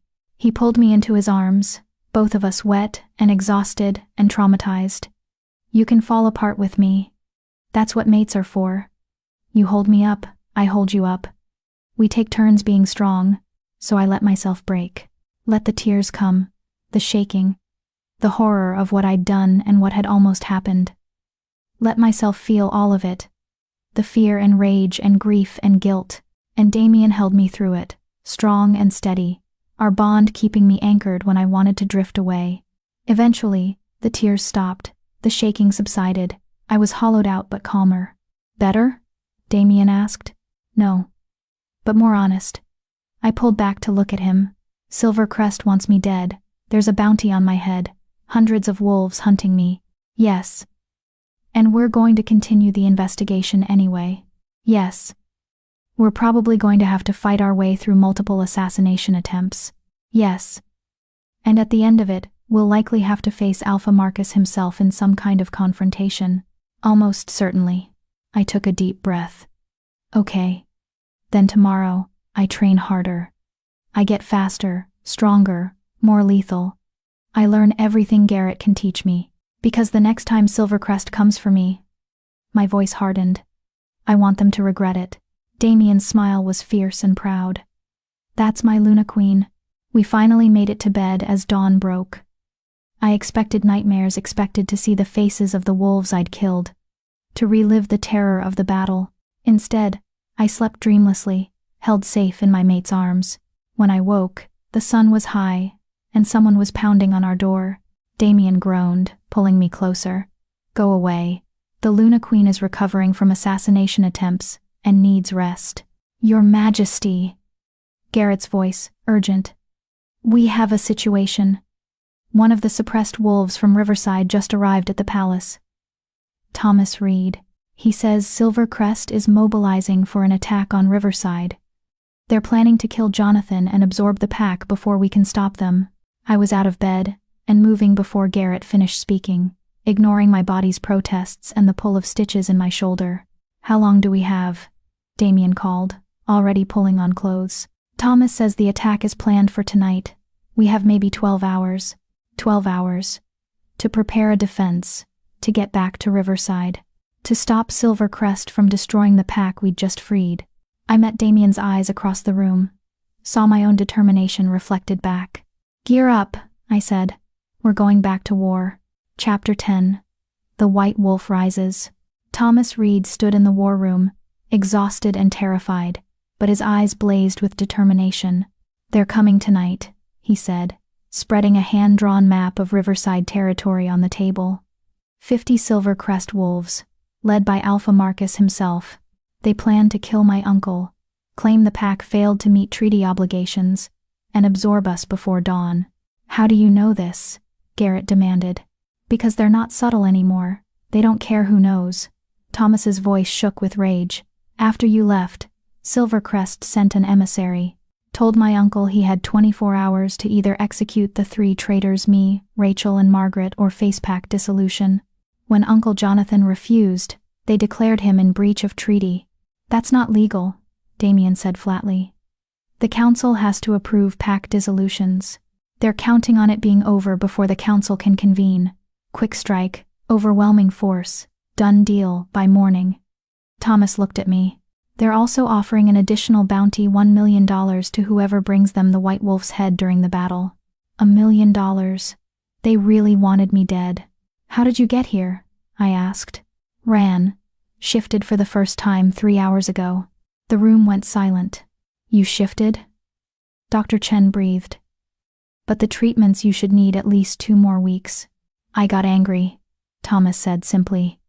Heard them threatening my uncle, threatening my pack, and my wolf just came, broke through whatever was left of the suppressants. He was furious and powerful and ready to fight. His smile was fierce. So I ran here. 20 miles in wolf form. My first run. And I've never felt so alive. What's your wolf? Garrett asked, professional interest cutting through the urgency. Brown, with black markings. Large, bigger than I expected. Strong. Thomas's expression turned grim. But I'm one newly shifted wolf. Riverside has 40 pack members, maybe 20 who can fight. Against 50 trained Silvercrest warriors?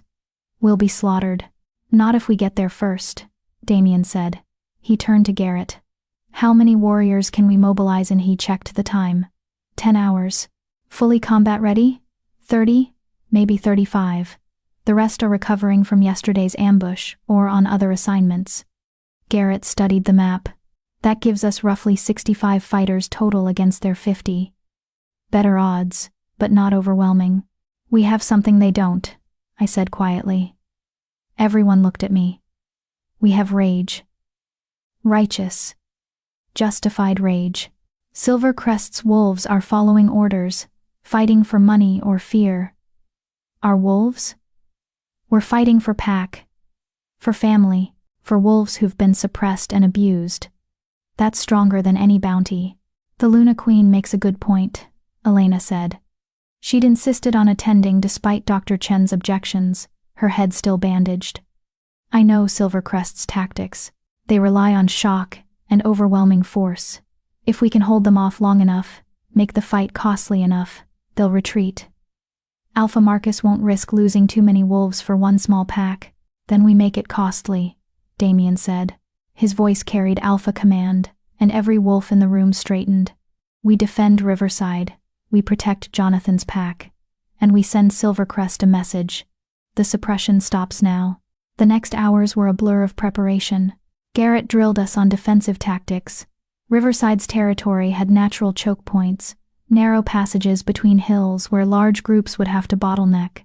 We'd use those to our advantage. Dr. Chen provided combat medical kits and emergency supplies. Try not to get yourselves killed, she said dryly. I'm running low on stitching thread. I trained with Garrett for 2 solid hours, practicing quick shifts until I could do it in under 10 seconds. Practiced killing strikes, defensive maneuvers, how to fight multiple opponents. You're good, Garrett admitted grudgingly. Raw, but good. Your instincts are sharp. Trust them tonight. Damien and I stole 20 minutes alone in our rooms before departure. No words, just holding each other, feeling the bond pulse between us, memorizing the feel of being safe. If something happens, I started. Nothing will happen, he interrupted firmly. But if it does? Kira. He pulled back to look at me. If something happens to either of us tonight, the bond will break the survivor. That's what mate bonds do. So we both survive. That's not negotiable. Deal. We arrived at Riverside as the sun began setting.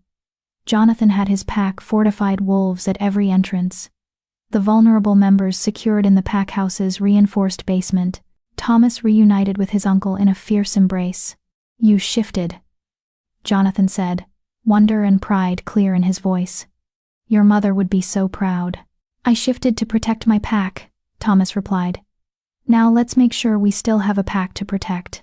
We positioned our forces carefully. Damien and his elite guards at the main entrance, the most likely point of attack.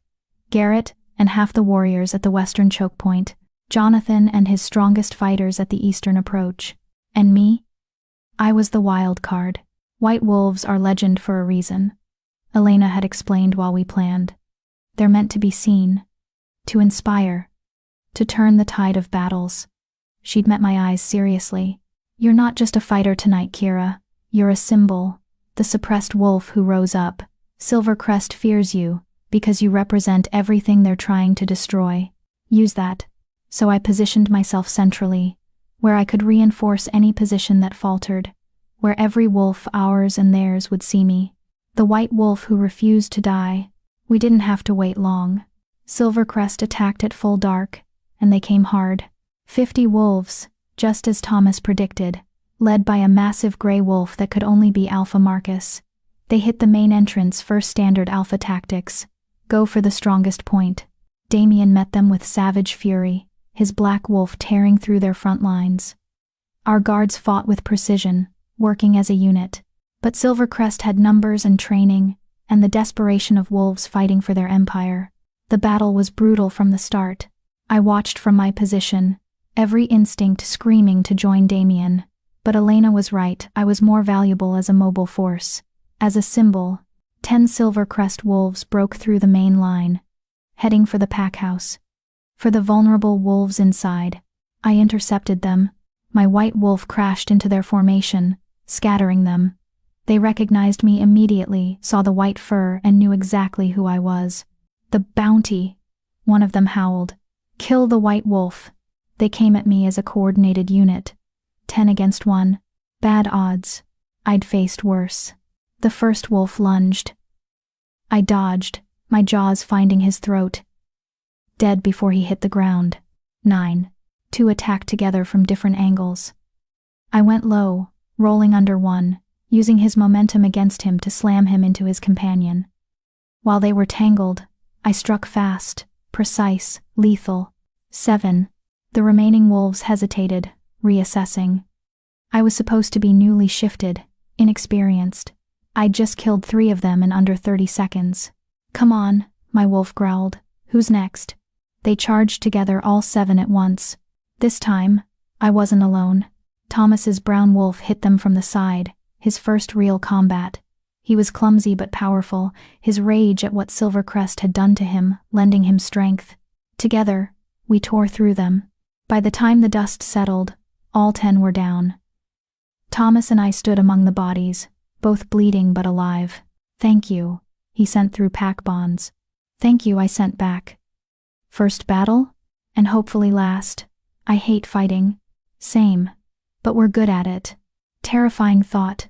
At the main entrance, Damien was being pressed hard. Silvercrest had committed 30 wolves to that front, overwhelming force meant to break through quickly. They hadn't counted on the Alpha King being basically unstoppable. Damien fought like a demon, his alpha power radiating in waves that made even trained warriors hesitate. Garrett and his unit reinforced from the flank, catching Silvercrest in a pincer. The battle turned into a meat grinder. Then I saw him, the massive gray wolf leading the charge. Alpha Marcus. He was huge, nearly as large as Damien, and moved with the confidence of a wolf who'd never lost a fight. His eyes locked on Damien, and I felt his intention through my own wolf's instincts. He wanted to kill the Alpha King, decapitate our leadership and scatter our forces. Behind you, I sent to Damien through the bond. He spun just in time to meet Marcus's charge. The two alphas collided with a sound like thunder, all teeth and claws and raw power. They were evenly matched. Damien was younger, faster, but Marcus was experienced, ruthless, willing to fight dirty. I ran toward them, but 10 more Silvercrest wolves blocked my path, not attacking, just blocking, keeping me from interfering. "The white wolf is ours," their leader snarled, shifting to human. $1 million, boys. Let's collect. 10 against 1. Again. "I'm getting really tired of these odds," my wolf muttered. Then, Elena's voice cut through the chaos. "She's not alone." Elena and her surviving rogues hit the blocking force from behind. Suddenly it was 10 against 6, much better odds. I didn't wait. I shifted to human, needing speed more than strength. "Damien needs help," I shouted to Garrett. He nodded, breaking off from his fight to rally 3 guards. Together, they charged toward where Damien and Marcus were locked in savage combat. I shifted back to wolf and followed, dodging through the battlefield. Bodies everywhere, some moving, some not. The smell of blood thick enough to choke on. Damien was losing, not because he was weaker, but because Marcus had brought backup. 3 of his personal guards had joined the fight, all attacking Damien at once while Marcus recovered. 4 against 1. Garrett and the guards engaged Marcus's wolves, evening it to 4 on 4. But Damien was already badly hurt, blood matting his black fur. I hit Marcus from the side with everything I had. We tumbled across the ground in a tangle of fur and teeth. He was bigger, heavier, stronger. But I was faster, more desperate, and absolutely done with alphas who hurt wolves weaker than themselves. "You suppressed innocent wolves," I snarled through whatever bond existed between fighting wolves. "Stole their wolves, destroyed their lives. For what? Power?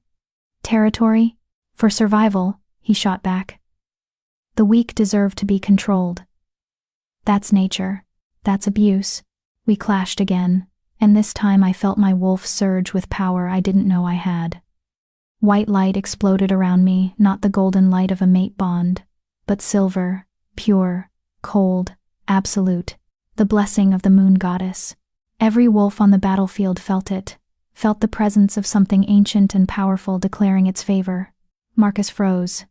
Actually froze, his eyes wide with shock, and for the first time fear.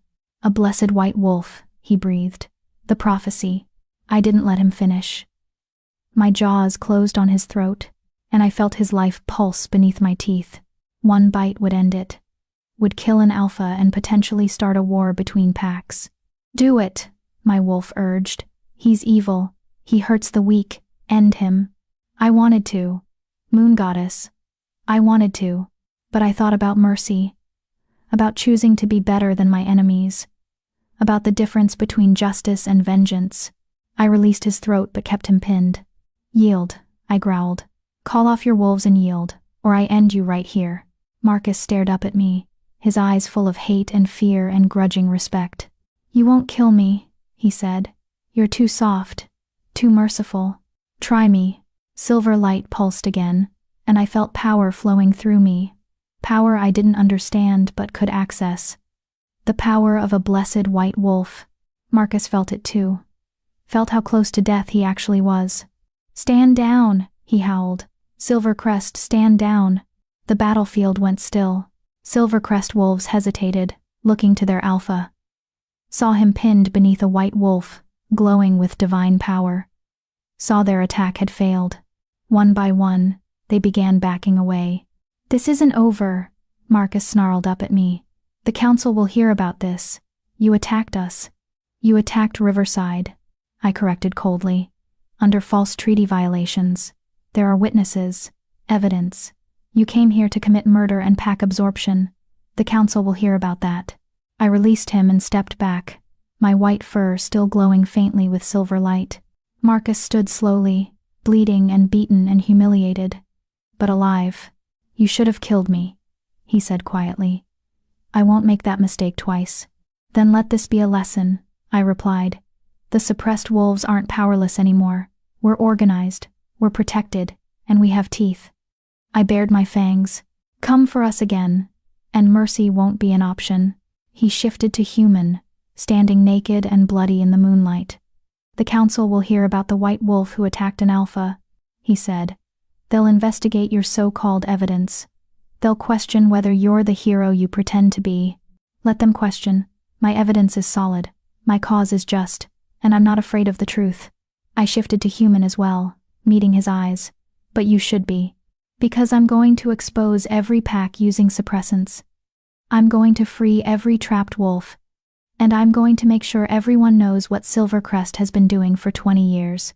If Kira's journey from suppressed and powerless to Luna Queen and warrior inspires you, subscribe if you haven't, to join others who believe survivors can become champions. Because the ones who've suffered the most often fight the hardest for others."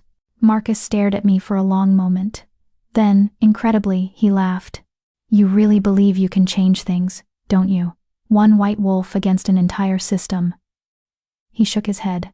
"You're naive, idealistic, doomed to fail. Maybe, but I'm not alone." I gestured to the wolves around us. Damien, Garrett, Elena, Thomas, Jonathan, all standing ready to fight again if needed. We're an army of survivors, and we're not going away. Marcus gathered his wolves, what was left of them. They'd lost at least 15 in the battle. We'd lost 5, with many more wounded. Too many deaths. Too much blood. But we'd won. Silvercrest retreated into the night, carrying their wounded and dead. We watched them go, ready to fight again if they turned back. They didn't. When the last of them disappeared into the forest, the riverside wolves erupted in howls, victory, relief, grief, joy, all tangled together. I shifted back to wolf and added my voice to theirs. The white wolf's howl, clear and strong, declaring to the night and the moon goddess that we had survived, that we were strong, that the suppressed would be silent no more. The aftermath was brutal. We spent hours tending the wounded, mourning the dead, securing the territory in case Silvercrest decided to attack again. Dr. Chen arrived with medical supplies and more healers. She worked through the night, saving lives with grim determination. Thomas found me as dawn broke, sitting alone and staring at my blood-stained hands. "You saved us," he said quietly. "I killed for you," I replied. "That's not the same thing." "Maybe not. But I'm alive to start my real life because you were willing to fight." He sat beside me. "I shift now. In 3 weeks, Rachel and Margaret will too. Because you exposed the suppressants. Because you gave us hope. Because you were brave enough to stand up to the most powerful pack in the region and say, no more. It doesn't feel brave. It feels like survival. Sometimes they're the same thing." He bumped my shoulder gently. "Thank you, Luna Queen, for everything." After he left, Damien found me. He was covered in bandages, limping slightly, but alive, whole. He sat beside me without speaking, and we watched the sunrise together. "I almost lost you tonight," I said finally. "Same. I'm starting to understand why you hate watching me fight. Welcome to the club. It's terrible here." His hand found mine. "But Kira, what you did tonight, that silver light, that power." "I don't know what it was," I interrupted. "It just came. When I was fighting Marcus, I felt something awaken, something old and powerful, the blessing of a white wolf," Elena said, approaching quietly. "I've only read about it in old texts. When a white wolf fights for justice, for the protection of the weak, the moon goddess sometimes grants them additional power, a visible manifestation of her favor. So I'm what? Divinely blessed now?" "You always were," Damien said softly. "The moon goddess chose you, Kira. Chose you to survive the suppressants. Chose you to be my mate. Chose you to lead this fight. Tonight, she just made it visible." I didn't know what to say to that. We stayed in Riverside for 3 more days, helping them rebuild and fortify. The council sent investigators and were shocked to find not just evidence of Silvercrest's treaty violation, but testimony from dozens of witnesses about the suppressant operation. The case against Silvercrest was building. On the 3rd day, we received word from the palace. 6 more suppressed wolves had come forward from 3 different packs, emboldened by news of the battle. They wanted help. Wanted freedom. "The word is spreading," Damien said, reading the reports. "Wolves across the kingdom are hearing about the white wolf who fought for the suppressed. They're coming forward, asking for help. Then we help them, I said simply. All of them, however many there are. Over the next month, we investigated 8 more packs, found 23 more suppressed wolves, built an evidence file against Silvercrest so detailed, so damning, that even their political allies couldn't ignore it. Alpha Marcus was summoned before the council. The hearing happened on a cold morning in the council chambers. Every alpha in the region attended, along with representatives from dozens of packs. I testified. Told my story, the suppressants, the abuse, the years of believing I was broken. Told Thomas's story, Rachel's, Margaret's, all 23 wolves we'd found. Presented financial records, testimonies, physical evidence of the suppressant supply chain. By the time I finished, the chamber was silent. The evidence is overwhelming, Elder Thomas declared. Alpha Marcus, you stand accused of systematic use of illegal suppressants, conspiracy to commit pack absorption through fraud, and attempted murder of the Luna Queen. How do you plead? Marcus stood tall, defiant. The weak have always been controlled by the strong. That's nature, that's survival. I make no apology for ensuring my pack's prosperity. You destroyed innocent lives, I said, standing to face him. You stole wolves from children. You built your empire on the suffering of those who couldn't fight back. That's not strength, Alpha Marcus. That's cowardice. His eyes flashed with rage. You self-righteous. Enough. Damien's voice cut through the chamber like a blade. The Alpha King has heard sufficient evidence. Alpha Marcus, you are hereby stripped of your rank and territory. Silver Crest Pack will be dissolved and absorbed into neighboring packs under council supervision. You and your inner circle are exiled, effective immediately. You can't, the council must vote. The council voted while you were testifying, Elder Thomas said. Unanimous decision. Your crimes are too severe to ignore. He looked at Marcus with something like pity. You built an empire on suffering, Alpha. Now you'll learn what it's like to have nothing. Marcus was dragged from the chamber, screaming threats and curses. His wolves, the ones complicit in his crimes, were exiled with him. The innocent members of Silver Crest Pack were offered placement in other packs, or the chance to form a new pack, under different leadership. It was over. The suppressant operation was dismantled. The wolves we'd found were in treatment. Justice, messy and imperfect, had been served. I thought I'd feel triumphant. Instead, I just felt tired. 2 weeks later, the council passed the Suppressant Prevention Act. Mandatory testing, harsh penalties for use, protection for suppressed wolves who came forward. The law was nicknamed the White Wolf Law. I stood before the council as they announced it, wearing my Luna Queen crown and formal robes, and felt the weight of what we'd accomplished. You changed the kingdom, Elder Thomas said after the ceremony. In less than 2 months as Luna Queen, you've done what others couldn't do in decades. You should be proud. I'm grateful, I corrected. Grateful I survived. Grateful I had help. Grateful those wolves will have better lives now. Humility is an admirable quality in a leader. He smiled. But Kira, don't forget to take pride in your accomplishments. You earned this victory. Maybe I had. Maybe we all had, every wolf who'd suffered, survived, and chosen to fight back.